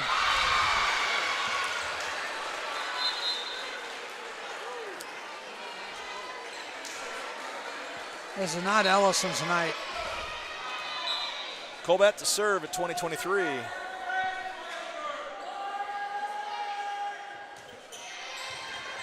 Jackson not able to get to that ball. That's an ace for Colbert, and Coach Willems is going to call her final timeout of game 3. Just 2 points separating these teams. Mustangs are 2 points to serve. 2 points to set. But they had this, what was it, 21-14? Well, we were playing very well in the middle of that set, but we've been playing very poorly lately. Yeah, we called timeout at leading 20-15. Yep. So they've outscored us 6-3 since that timeout. Yeah, so now it's gut check time. You've got to finish off this game. The only people playing with confidence tonight are Sherburne and Meester. Meester's made several great saves in the back row. Colbert serving out of the timeout, 21-23. Jackson with the pass. Huber takes it herself. Shoved around by both teams, up high, and it'll be a point to the Hawks. Sherburne couldn't get to it. Little jousting going on at the net, and the Hawks are quicker in their reaction. Colbert to serve at 22-23. Ellison, pass into the net. They're going to call a point to the Hawks. They're going to call into the net. And it's a tie game 3 at 23-all. So Mustangs still can win it in regulation, get the side out here, and the next point, Colbert to serve 23-all. And service error does just that, gives the Mustangs a chance at set point with Addison Gukin to serve.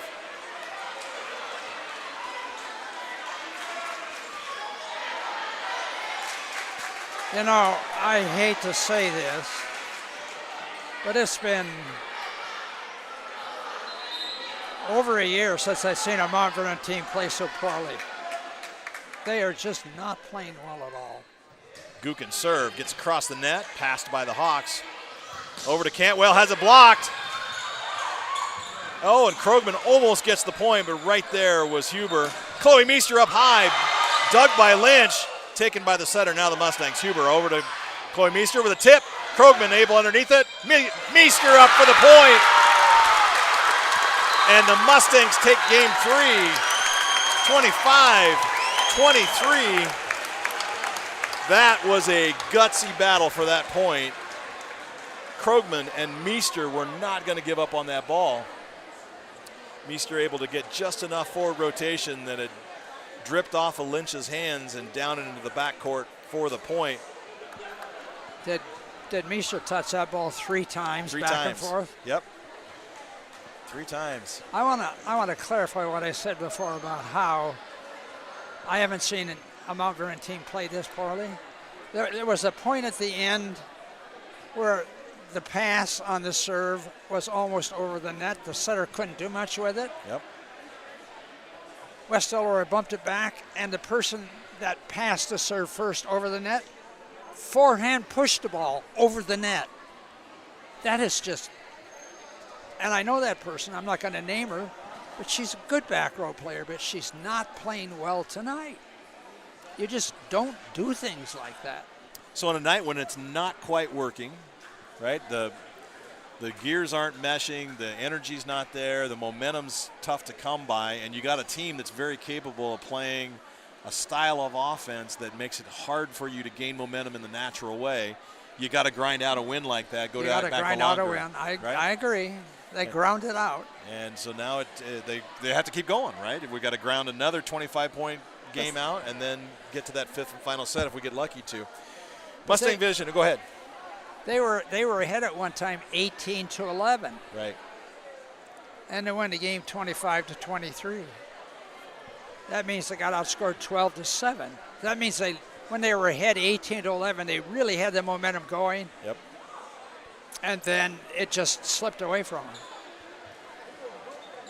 So as you watch Mustang Vision tonight, I want you to make a special note if any of these companies that are our sponsors if they're places that you frequent, make sure the next time you're in there, you stop and say something to them, whether it's a service provider, whether it's a place that you like to shop. Thank them for the ability for you to watch this for free, and for Truman and I to get a chance to do this with you time and time again. Lunescus Law, Richardson Hanson Hotes Insurance Agency, Lunescus Consulting, Yox Landing, Robinson Construction, Mount Vernon Bank and Trust Company, Copenhagen Associates, Kelly Concrete, Gary's Foods, Downtown Dental, Bunch Heating and Cooling, our volleyball season sponsor, Ability Physical Therapy, Iowa Physical Therapy, Wilkie's, Palisades Family Dental, Lynch Ford, Holland Hall Engineering, and Mount Vernon Family Dentistry, and Lincoln Way Golf Cars. Those are our sponsors. Thank you so much if you happen to be watching and you're one of those sponsors. We're set for game 4, 2-1, Delaware, West Delaware with the lead. And the first serve off of Gracie Lynch goes out for the Mustangs. So they're going to start 1-0. All right, that was a good start. So we rotated back one, so now Brooke Ellison's serving, which is just the way we started the very first set. Yep. It's been a consistent lineup all night. Halverson with a pass, and into the net. A hitting error from Langle. Haven't seen very many on their side to do that, and it's 2-0 Mustangs. I think this is the first 2-0 lead we've been out to. Definitely the first 2-0 lead. We've been behind early in all 3 games. Krogman up big. Ellison with a nice dig. Huber over to Meester, and she gets the kill. Got just a little piece of Langle on her way down, but right into the middle of the defense, and it's 3-0 Mustangs.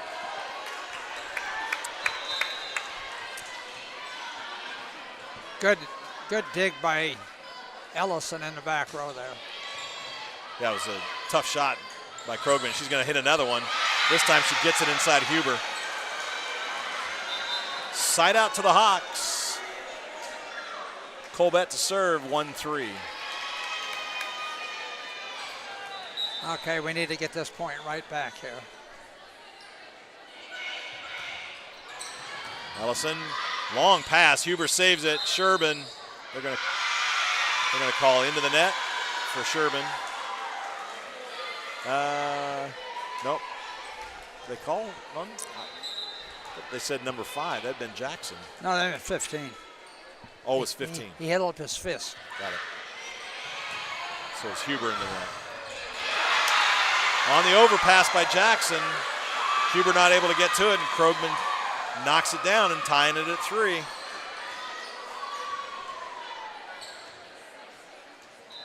So that's that 1 point that I took away from the Shirley Ryan, is just the tough service receipt.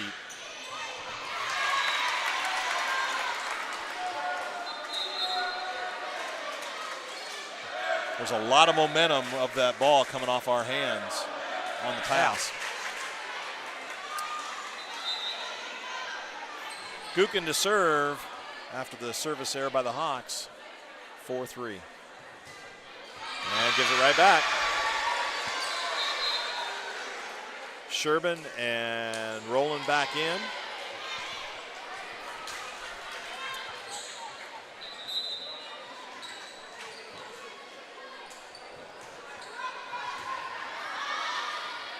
Huber to Meeker, off the block. Rowland has it. Now Huber back over, this time to Callie Whitaker. Hawks underneath of it. Nice dig by Jackson, keeps the ball alive over to Chloe Meester. She tries to tip it across the net. Under the net. And Halverson was underneath the net. Point to the Mustangs. Huber has got to get that ball higher to Meester. She's not setting her high enough.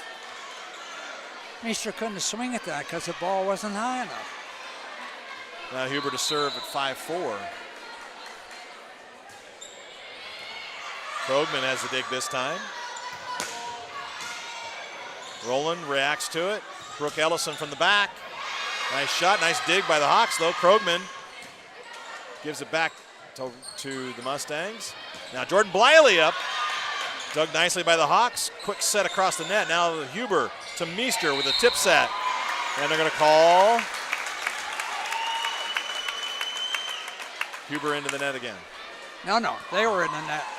West Delaware was in the net. You're right. Both players approaching the net, and I couldn't see from the up official which one. So 6-4 Mustangs. Halverson with the pass. Ooh, nice touch by Callie Whitaker, and Chloe Meester was right there, but I think Callie had the block. Did Whitaker have that or Meester? I think it was Whitaker. Another RHHIA block for the Mustangs, and Huber to serve 7-4. Halverson down after it. Krogman sets it up over the top, and the defense could not get back to it. Tip shot over Meester. Rowland tried to fill in, but just not quick enough. Yeah, you need to anticipate that. And it's hard to anticipate it. Well, yeah, because she could just as easily pound it off your forehead. 5-7, Peyton to serve. Allison with the pass. Huber's got a good look at it. Now to Meester. Hits it off the block. It goes out of bounds. That was high enough. That was a nice high set. Cantwell could not block it. Meester to serve at 8-5. Brooke Ellison's passing much better on serve now than she was earlier. Meester gets it across. Oh, she couldn't react to the nice shot by Lynch.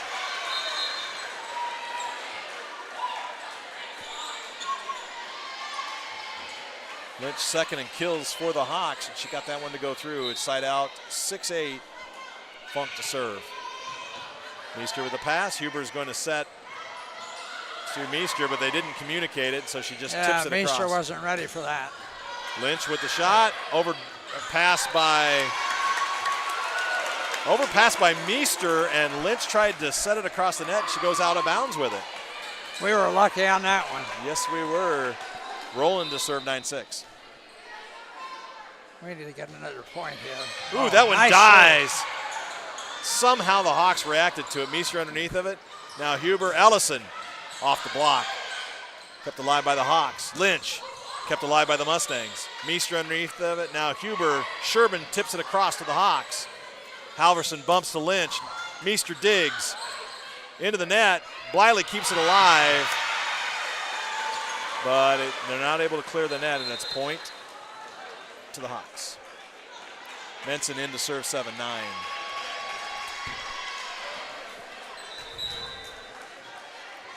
We're in game 4, 2-1 for the Hawks. Mustangs own a 9-7 lead. Ellison off the block, and she's going to get a point. She got just enough of the blocker, and the adjustment couldn't be made by Funk, and it goes out of bounds off her arms. Jackson to serve 10-7. We need to get a point here. We need to get a little bit of separation. A point here would be excellent. This dig by the Hawks. They're going to go back set. Lynch into the net. Point to the Mustangs. Stays here. Hawks can't clear the net.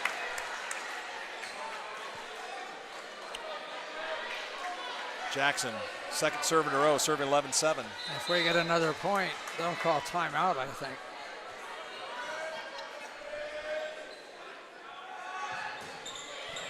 Good serve. Hawks with a pass. Lynch winds up and hits it long. Mustang point, 12-7. Coach Mathers sitting on his timeouts. Nope, he calls it. Never doubt Truman Jordan, people. He just knows volleyball. He knows Coach Psyche. Well, you don't want the other team to get too big a separation on you. Right. Because then, even though they're not dominating necessarily, because we aren't dominating this game, but we're ahead by 5 points. That turns into momentum. Yeah, it was a 3-point run, and so you're right. That's the time that you stop it. And part of the reason we've got that 3-point run is because they were making mistakes, not because we were doing something right. We've had some good shots, though, that have caught them out of position. Yeah. So Coach Willems taking the full timeout. Gals back on the floor. Sherman, Huber, Ellison, Rowland, Meester, and Jackson to serve at 12-7.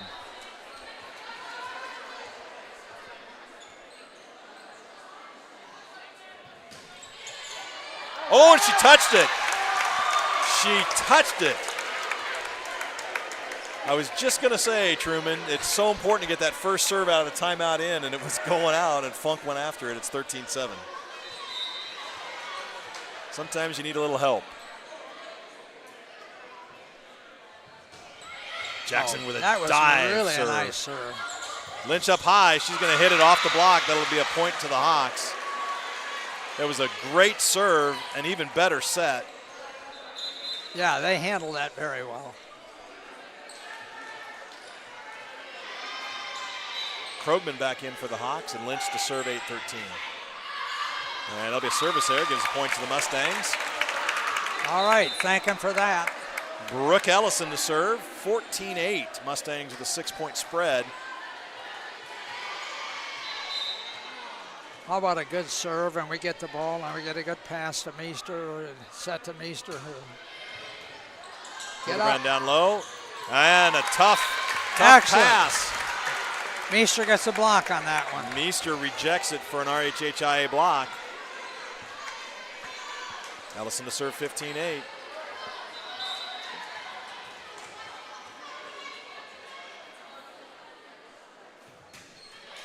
And into the net it goes.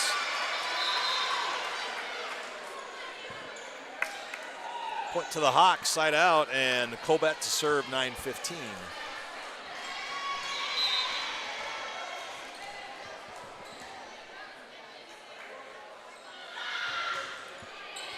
Ellison down for the pass. Huber to Sherbin. Sherbin not able to get enough on it.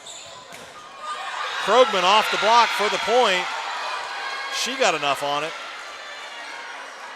Hit it off of Huber, and it's Hawks serving again at 10-15.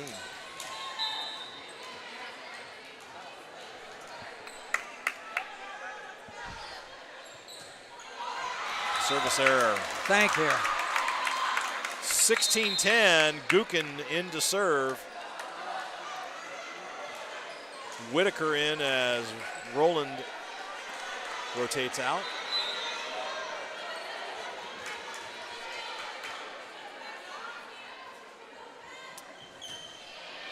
Good serve by Addison. Krogman off the block. Chloe and Callie were both right there, but they couldn't keep it in play. Another kill for Krogman, and it's side out. Halverson to serve, 11-16. All right, we need this point here for momentum purposes. Ellison with a pass is going to give an ace to Halverson. Coach Williams is going to, if we don't get this point, she's going to call timeout. Serving 12-16. Jackson not able to react to it. And right on cue, there's a Coach Williams timeout. It's 13-16. Hawks hold the serve into the timeout by Coach Willems. Both coaches have used one timeout in this fourth set. Mustangs with the 3-point spread. They've kind of been in control in this set, Truman. Well, but it's going to be another grinder. Yeah. They were in control, but now they've let West Delaware get close. The way you think about these things is if it's a 2 or 3-point spread, you're within range. But if it's 5 or 6, that's separation you worry about. Right. Because it can easily become 7 or 9. Yep. And then you're sunk. Both teams out of the timeout. Halverson with the ball. It's such a game of momentum. A lot of people don't realize that momentum is so important. It's the way you feel about it. It's Jackson with a pass. Huber underneath of it over to Chloe Meester. And it'll be a point as they blocked it back off of Meester. Cantwell and Krogman in on the block. And it's back to two-point spread. Halverson keeping serve. She's got to get the ball higher to her. Jackson with a pass. It's going to be a tough one. At the net, won by the Mustangs. Sherbin. No, that was Huber, actually. Sherbin's I'm out not of sure rotation. Huber touched it. Maybe she did. Should I give her a block? I think you should. I think she did. I was just going to say that she got her arms on it at the tape, and Okay, we'll give her a block. she steps back to serve, just over the tape for an ace. And the Hawks didn't know that it hit the floor. So if we get this point, he's going to use his last time out. 18-14, Huber serving. 2 quick points to the Mustangs. Back to a 4-point spread. And there, yes. Just long. Oh, I thought that was in. I thought it was out. I shouldn't argue with that, Tim, should I? No, generally not. I mean, he's half as close as you are. Oh, my eyesight's so bad. Peyton to serve at 15-18. We need this point. Up high. Ellison reacts to it. Huber's going to set Chloe Meester outside. And it's going to be no, Lynch able to get it. The Hawks keep it alive. Ellison to Huber. Another one for Meester. The Hawks dig it. The setter takes it. That's Locke winning the set over the net. Right into Whitaker. And it's Hawks 16-18. Peyton to serve. Right back where we were.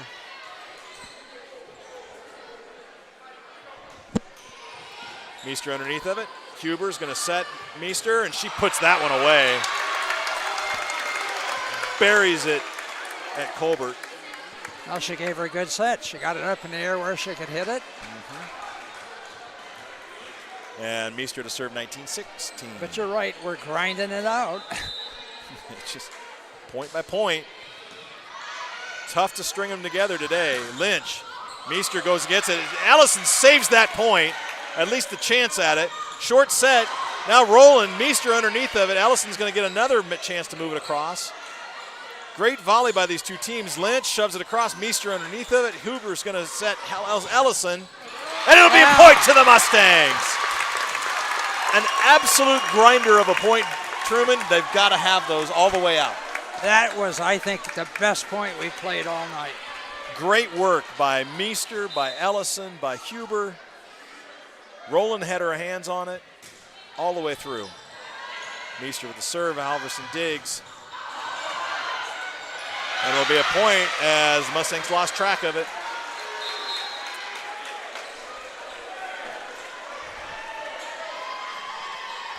Now Funk in to serve at 17-20.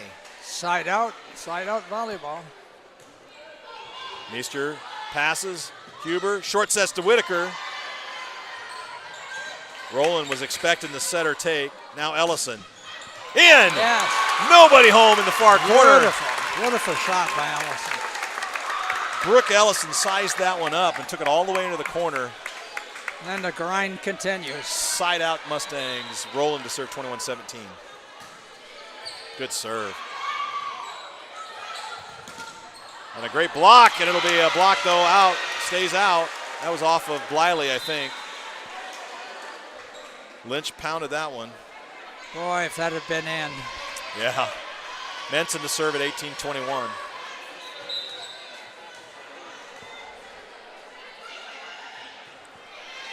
Rolling with the pass. Huber to Meester. Handled by the Hawks. Oh, and a setter take. Langle, actually the setter just short set it. That fast offense. Yep, Langle took it right down the middle. Back to a 2-point spread. Menson to serve at 19-21.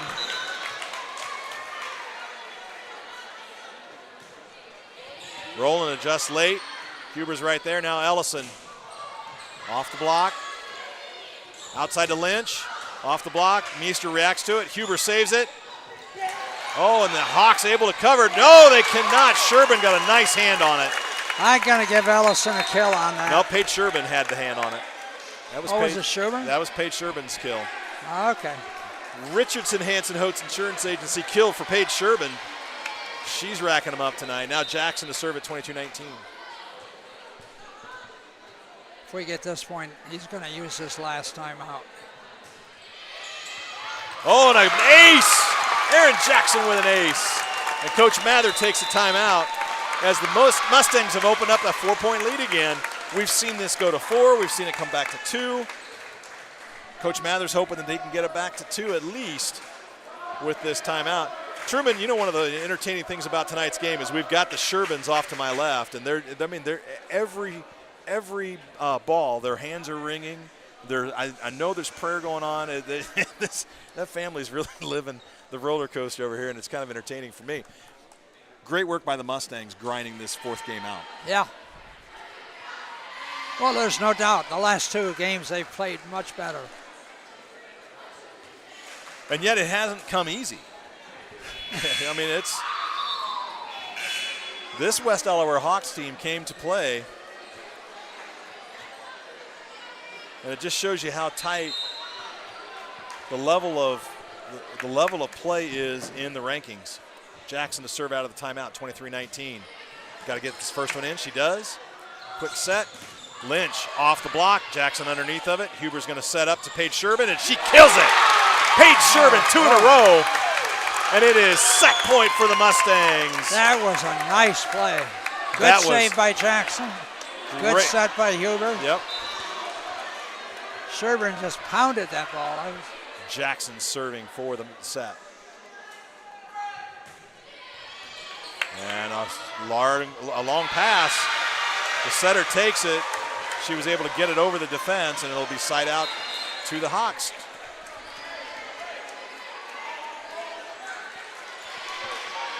Hildebrand in to serve at 20-24.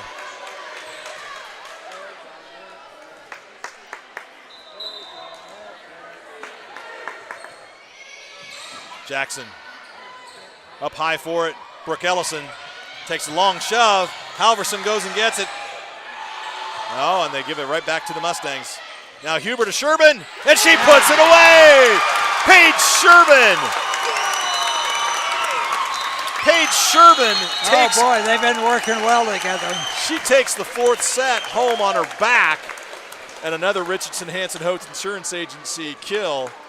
Wow, what a great stretch there. 4 or 5 points go to Paige Sherbin to close down that 4th set. And Truman, we said they knew what the mountain was that they had to climb, and they're right now at base camp trying to summit. Yep, 2/3 of the way there. So now we got a set to 15, and this is one where you can't afford to spar in this set. You got to come out swinging. So in that particular last set, we only had 9 kills. Yep. But we had 3 blocks, which is the best we've done all night. And we had 2 aces. So that's 14 points, and we made 5 errors, offensive errors. Yep. So that's a +9 for our offense. Usually if you're between... +8 and +11? Right. You can win the set. Yeah. Unless the other team plays unusually well. Right. And that has happened sometimes, but we're in it. Right there. We're where we need to be, considering where we started. I'm feeling a lot better than I was 2 sets ago.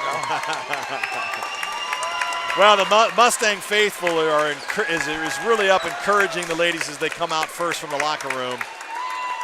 Truman, we've said this before. I mean, you got a championship caliber team in Mount Vernon perennially. I mean, just year after year, they're going to be in the conversation for a state championship run. And so you know a 5th set match doesn't disturb them, doesn't rattle them. The fact that they came back from 2 disappointing first sets to win these 2, how does that set them up in this opener for the 5th and final set? Well, you got to say we have the momentum because we lost 19-25, then we lost 20-25, so that's 1 point better. Then we won 25-22. 3. And then I had 25-23. 23, right. I can't read my own writing. And then we won 25-20. Yeah. So we're slowly shifting. Can we keep it going? And it will be the Mustangs with the serve in the 5th and final set. And we're looking at the rotation. Rowland getting set to come in for Callie Whitaker. She'll join Jackson and Ellison in the back row. Sherbin, Huber, and Meester in the front row means that the rotation is the same for the Mustangs. Right. West Delaware starting their best hitter on the left side. We're starting our best hitter on the left side. So they're not going to face each other until they rotate a bit. So this is crucial. Brooke Ellison played very well the last set. If she keeps that going, we've got an advantage going. Good serve to get started with. Tough for the Hawks to react. Krogman up high to get it, and it's going to go in, though. Oh. They go long. Roland decided to let it go, and it's Was that in? Hawks. Yeah, it was in. See, on balls like that, I've learned like 10 years ago, I couldn't tell whether it was just in or just out. So I had to stop calling lines. Yeah, that was a half ball in. And so side out, the Hawks are owning a 1-0 lead. Ooh, Ellison just got to that ball, and she's going to have to give it back to the Hawks. So a little bit of advantage here. Krogman tips over the defense, and over the outstretched arms of Meester. And the back couldn't help out after that. It's 2-0 lead for the Hawks. They come out of the locker room strong here in the 5th and final set. We have this point. We got to get this point. Jackson with the pass. Huber's going to get it over to Meester, and an adjustment by Meester just gives the ball back to the Hawks. And it's a 3rd point in a row as Cantwell able to score, and Coach Willems is going to call a timeout. So all that momentum quickly switches over to West Delaware and a 3-0 lead in a shortened 5th set. Yes. This has to be a big timeout. We got to get a point.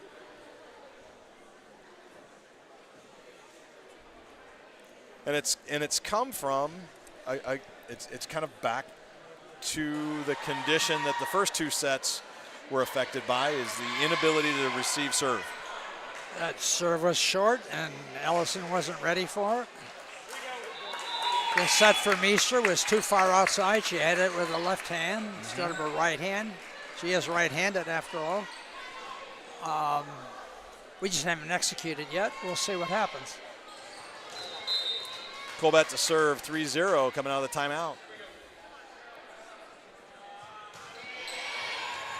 And that is going to be a point for the Hawks. An ace. Jackson not able to come up with it.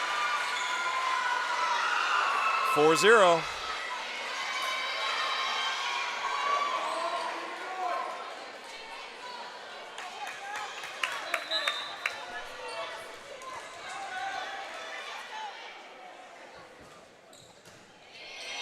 Jackson underneath of it.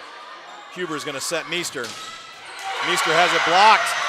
Right back at her for a point. It stayed in. And Coach Willems is going to call her second and final timeout.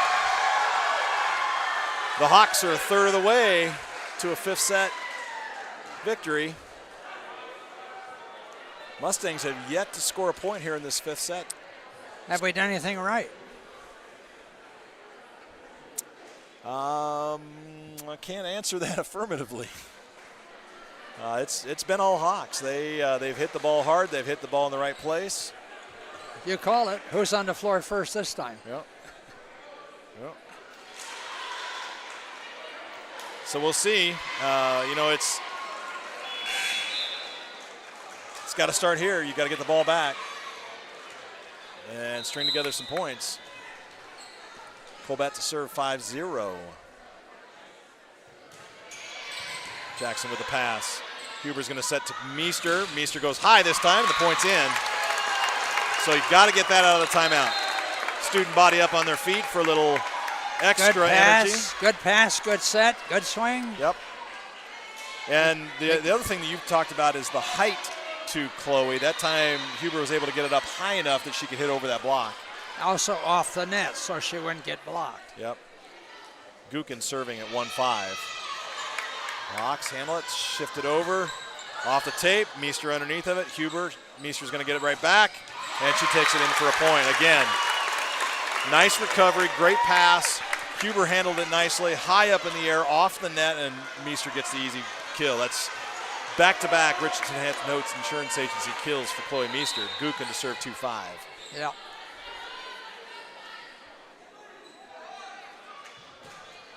Ooh, and tough serve for an ace. That's an ace. Gukin serving 3-5. Mustangs need a little run here, and they've got it going. Keep the momentum. Oh, if we get this point, he's going to call timeout now. West Delaware. Better pass, good set, and it's be Krogman, and that's a walk in the park for her. Side out, Hawks up 6-3. And a 3-point spread looks a lot different than a 2-point spread with serve. Yep, we got to get going.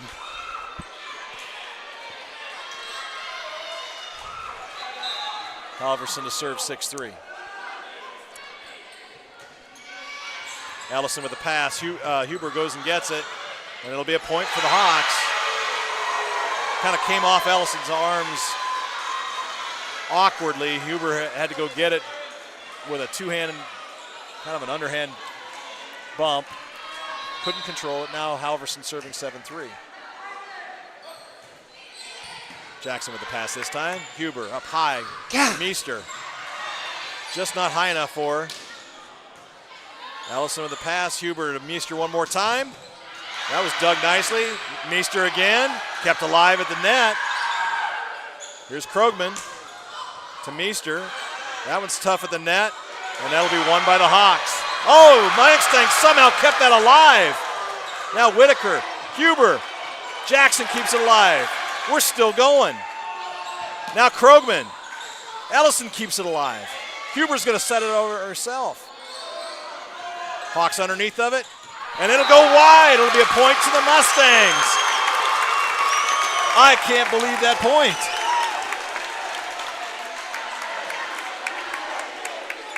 Their coach is very upset because he thought we lifted the ball off the floor, which we probably did.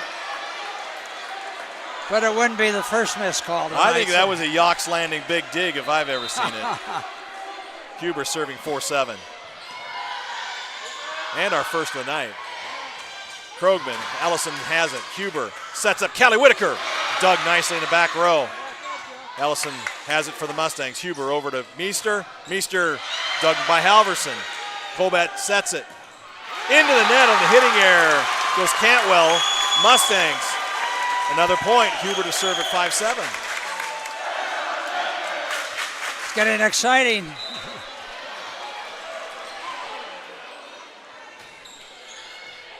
Tough receipt by Krogman. And there's going to be a point for the Mustangs. Chloe Meester with a kill. And that'll be Coach Mather calling timeout as the Mustangs have drawn within one. Roaring back to a 6-7 deficit into the timeout. Well, we're back in it. Truman, this would be a lot easier on all of our hearts if they would just play like that all the time. Great work getting back to 6-7. It was. All of a sudden, Ellison, who'd made a couple of mistakes in the back row, starts playing brilliant back there. Made some great saves on the. Yeah, I would agree. There's been some excellent saves and better passing, much better passing. And they've had West Delaware on their heels in this last 4-point stretch. Coming out of the timeout, Huber's got this ball in her hands, serving 6-7. Willems is out of timeouts. Mather's got one left. Huber gets the ball in. They're going to go over to Cantwell. Cantwell hits it through the block. And quickly out of the timeout, they get back to 2 points. Payton to serve 8-6 for the Hawks.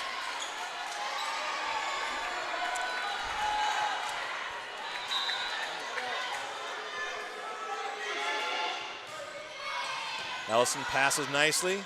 Huber sets up Meester. Up high for it. Cross court into the corner by a diving Payton for the point. It's 7-8. Side out to the Mustangs. Really good set there, Truman. It was. And Meester to serve.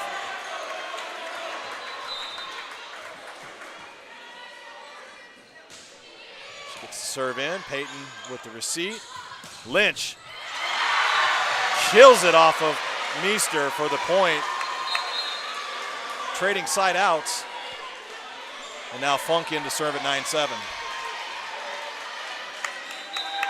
We have to play side out volleyball here. Ellison with the pass. Bliley under nicely on the overpass. And a kill for Ellison. Puts it away off Payton. Another Richardson-Hansen-Holtz Insurance Agency kill for the Mustangs. This time, Brooke Ellison. Ellison didn't hold anything back on that one, did she? She hit that hard. That went 4 rows deep. Rowland serving. 9-8. Just gets it in. Nice reaction by the Mustangs on a setter take. Over to Lynch for the Hawks. Rowland underneath of it. Huber's going to set short. Blocked by the Hawks. Meester with a nice dig. Bliley gets it back to the Hawks. Colbert serves and they miss it. Point to the Mustangs, digging this thing out. We're going to give a Yox big dig to Chloe Meester on that. And it's 9-all here on this shortened set. Rowland serving. Hawks with a good pass. Now Lynch.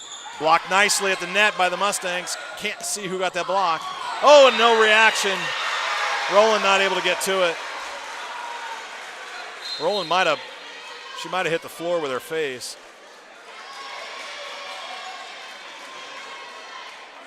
Seems a little ginger getting up.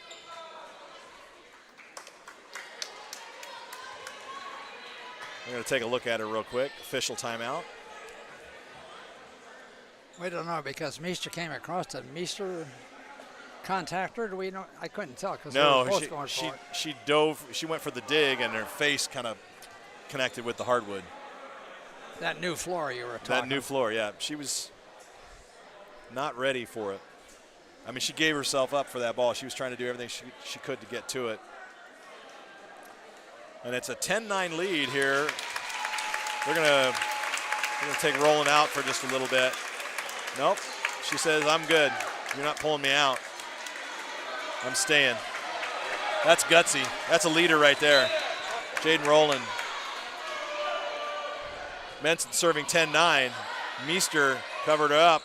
Now Brooke Ellison high, adjusted the shot. The Hawks go get it. Ball comes back across the net to the Mustangs. Rowland underneath of it. Now Brooke Ellison one more time. Hits it hard, comes back across the net. Mustangs just able to get to it. Bliley has it blocked. Now Huber's going to set up Paige Sherbin, and she kills it. Paige Sherbin.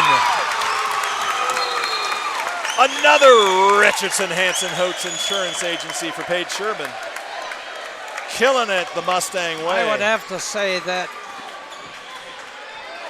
Sydney Huber connects with Sherbin better than anybody else on our offensive thing. I think so. They seem to go together like hand and glove. Jackson with a good serve just over the net. And the Hawks, the hitting error gives the Mustangs a first lead here in set 5. Can they hold on to it? Jackson with the serve. It's now 11-10. Coach Mather's going to call a timeout. This is his final timeout. Now let's remind you fans, 5th set goes to 15. Win by 2.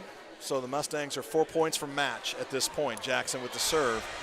Truman, this is a gutty effort by the Mustangs. It certainly is. Oh, look who's out on the floor first. Yeah, the Hawks are ready.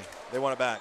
Since we were behind 0-5, we've scored 11 points and they've scored 5. Mm-hmm. So you have to say we have the momentum right now. Can we keep it? Yeah, that was a big hole that they've dug themselves out of. And dig they've been doing. Now Jackson to serve. Neither coach has a timeout. We're taking it straight to the end here. Jackson out of the timeout, and crucial serve gets it in. Now Lynch, dug by Rowland. Jackson's going to set up Brooke Ellison. Off the block, the Hawks keep it alive. They give it back to the Mustangs. Meester underneath of it. Now Huber's going to set it. Brooke Ellison outside. And they're going to call no touch. It goes wide. It's a Hawks ball.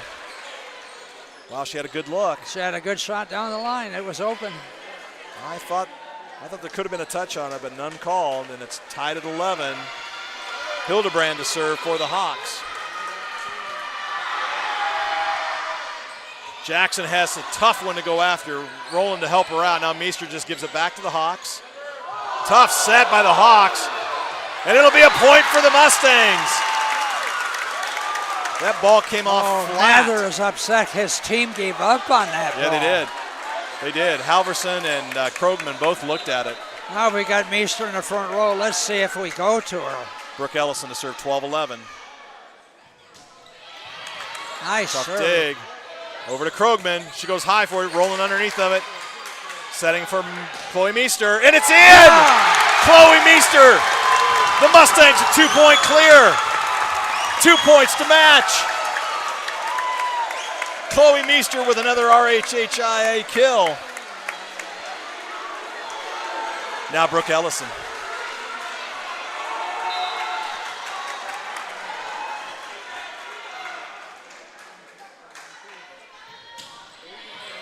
Halverson with a dig, or the pass anyway. Krogman with a tough tip shot. The defense wasn't home. She had her eyes wide open and tips it in for the point. Chloe Meester should have read that ball. Colbett to serve at 12-13.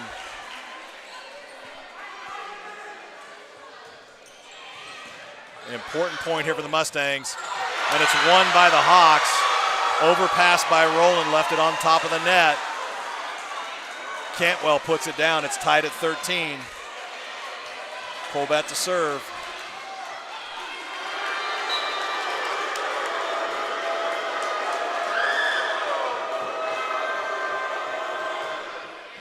Passed by Jackson. Huber's going to set up Meester. And she puts it away. Absolutely smokes it by Colbett. That's a Richardson Hansen Holtz Insurance Agency kill by Chloe Meester, setting up match point. Addison Gukin, serving specialist in for the win. Everybody knew where that set was going to go.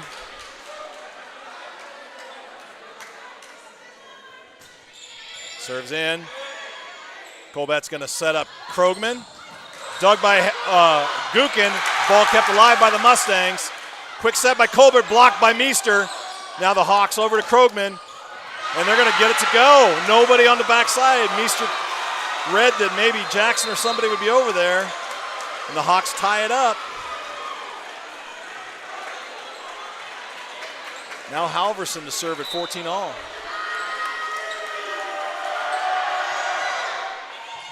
Ellison with the pass. Huber's going to set up Meester, of course. Dug nicely by Halverson. The Hawks keep it alive. Halverson gives it back to the Mustangs. Jackson, Huber, Meester, point!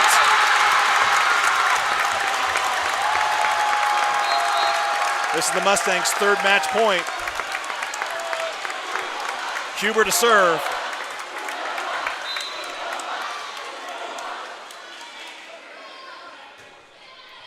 Halverson with the pass. Colbett sets it up. Krogman shoves it by. Ellison underneath it. Huber to Meester. Blocked to the net. Meester underneath of it. Ellison just gives it back to the Hawks.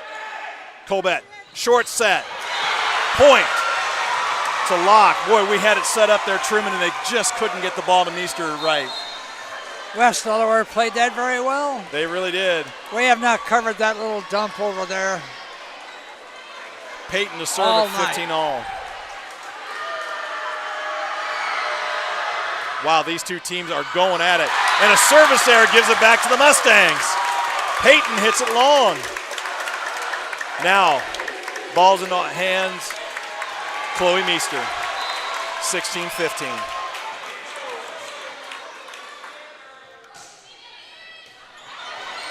And Hawks keep it alive. They're going to give it back to the Mustangs. Meester has it. Huber, Callie Whitaker for the win! Mustangs win!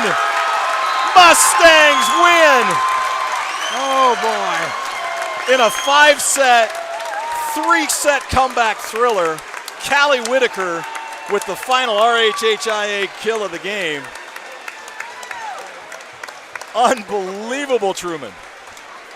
I mean, you come to gymnasiums hoping to see that, but not wanting to watch it. No, that was. And the team's going to get a tunnel, a student tunnel, as they head off to the locker rooms. Truman, you know, we had a lot to say about how this game was stacking up, and And I think the only thing you can say is that that's a championship caliber team that just gutted out a 5-set victory. That was amazing. I can tell you the following. Look at my stats. In the first set, which we lost 19-25, Chloe Meester got 1 kill. And she hardly ever saw the ball at all. Yep. In the second set, which we lost 20-25, Chloe Meester got 6 kills. In the third set, which we won 25-23, she got 6 kills. Yep. In the fourth set, which we won 25-20, she got 3 kills. In the last set, which we won 17-15, the short set, she got another 6 kills. Yeah. She got 1/3 of our kills. Yeah. She got 18. She got 22 kills tonight in 5 sets. That's an average of 4.5 kills a set. So it's clear that the Mustangs have to have the ball go through Chloe Meester. It's also clear that they really rely on Paige Sherbin and Callie Whitaker to keep the other teams guessing and give them a chance to not always have to go through Chloe Meester. But that was great mix. Sherbin had 11 kills, and I think she was the next leading hitter. Yeah, I think you're right. Now, take that back. Ellison had 8, 11. Ellison had 12, so she beat her by 1. My goodness. Coach Willems comes up here. Truman, I'm going to let you talk to Coach Willems just a little bit. Great job, Coach. Coach, I have many questions for you, but that had to be scary. I said earlier, after about the third set, after the second set, I said, I haven't seen a Mount Vernon team play this poorly in over a year. Yeah, I think the coaching staff was definitely surprised at our lack of execution when we came out. Just high errors right on the front end of set 1. My general observation is that just rattled us enough with our confidence. And so I just kept trying to give them information that could help them out. I kept telling them that I was confident in them, that I thought we were the better team on the court, and that sometimes you have to win ugly, right? And our conference is brutal. Oh, yeah. And sometimes it's not going to be pretty, and you just got to find those little runs to get it done. Well, one of the reasons we were playing so poorly, I thought it was because West Delaware was playing so well. Absolutely. They weren't serving. They made a lot of serving errors, or else we'd have been further out of stuff. But they positioned the ball, and frankly, we don't block their left side hitter. We haven't done that. We didn't do that against Solon either, and I don't know about that. So I know you got stuff to work on. One of them is blocking on that side. Absolutely, yeah. We definitely have recognized and, believe it or not, been training in practice our work on blocking that left pin, and we're confident. I mean, once we pick that up, even when we improve marginally on that, that's going to be a difference maker in match for us. But when the ball's on the middle or on the other team's right side, nobody covers our spot on the right side. They had dinks in there 3 or 4 times, and there's nobody even close to covering that. We call that a win shot, and that's actually our right back's job and or our left back's job. They actually did it from the left pin a couple of times too here late. Well, that's true. They did. And so we knew they were trying to target that. We trained that and say it's a left back or a right back release. It's a read ball, and so I mean you get stuck ball watching and you're going to get beat, right? So I'd say our problem isn't coverage. Our problem is ball watching in those scenarios. I understand. You've explained it clearly to me. It's really a read, and so what I should have said is we didn't seem to be reading the other team very well. Yeah, I think that matches like this are hard because, I mean, just like physically you have stress hormones filling your system, right? And so to help athletes think clearly, like you got to come down, bring the cortisol level down, because otherwise you can't think clearly and therefore you're not going to read clearly. So we really do try. It's like finding that balance between energy and getting after it and also not getting so lost that you forget to do the little things like release and read. So good point. Good point. I think a lot of times the casual watcher doesn't understand that once you reach a certain skill level, it's the mental game that takes over. 100%. And we weren't mentally in the game, especially the first 2 sets tonight. I agree. But we came back It was an amazing comeback. It was. Yours truly was worried. You know, And then we would get the momentum, and then we'd give it up. Like in the third set, we were ahead 18-11 one time, and we let them Yep. come back. yeah, that's right. And so I think And they were ahead, by the way, 5-0 in the last set, That's and they right. let They us came come back. That's right. And I mean, volleyball is such a funny game, a game of momentum, a game where one play or one hustle touch makes the difference, right? And we're just lucky to come out on the other end of this with a win tonight, is the truth. But you were right in what you told me earlier. Chloe Meester was our best back row player tonight. Yeah, Chloe is great, and she can get better.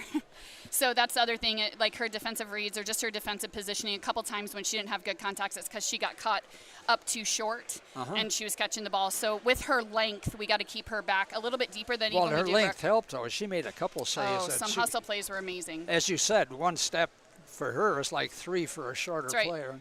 That's right. Can you convince Huber to set her higher when she's hitting from the back row? We have been working on that set location, and obviously we need to keep working on that.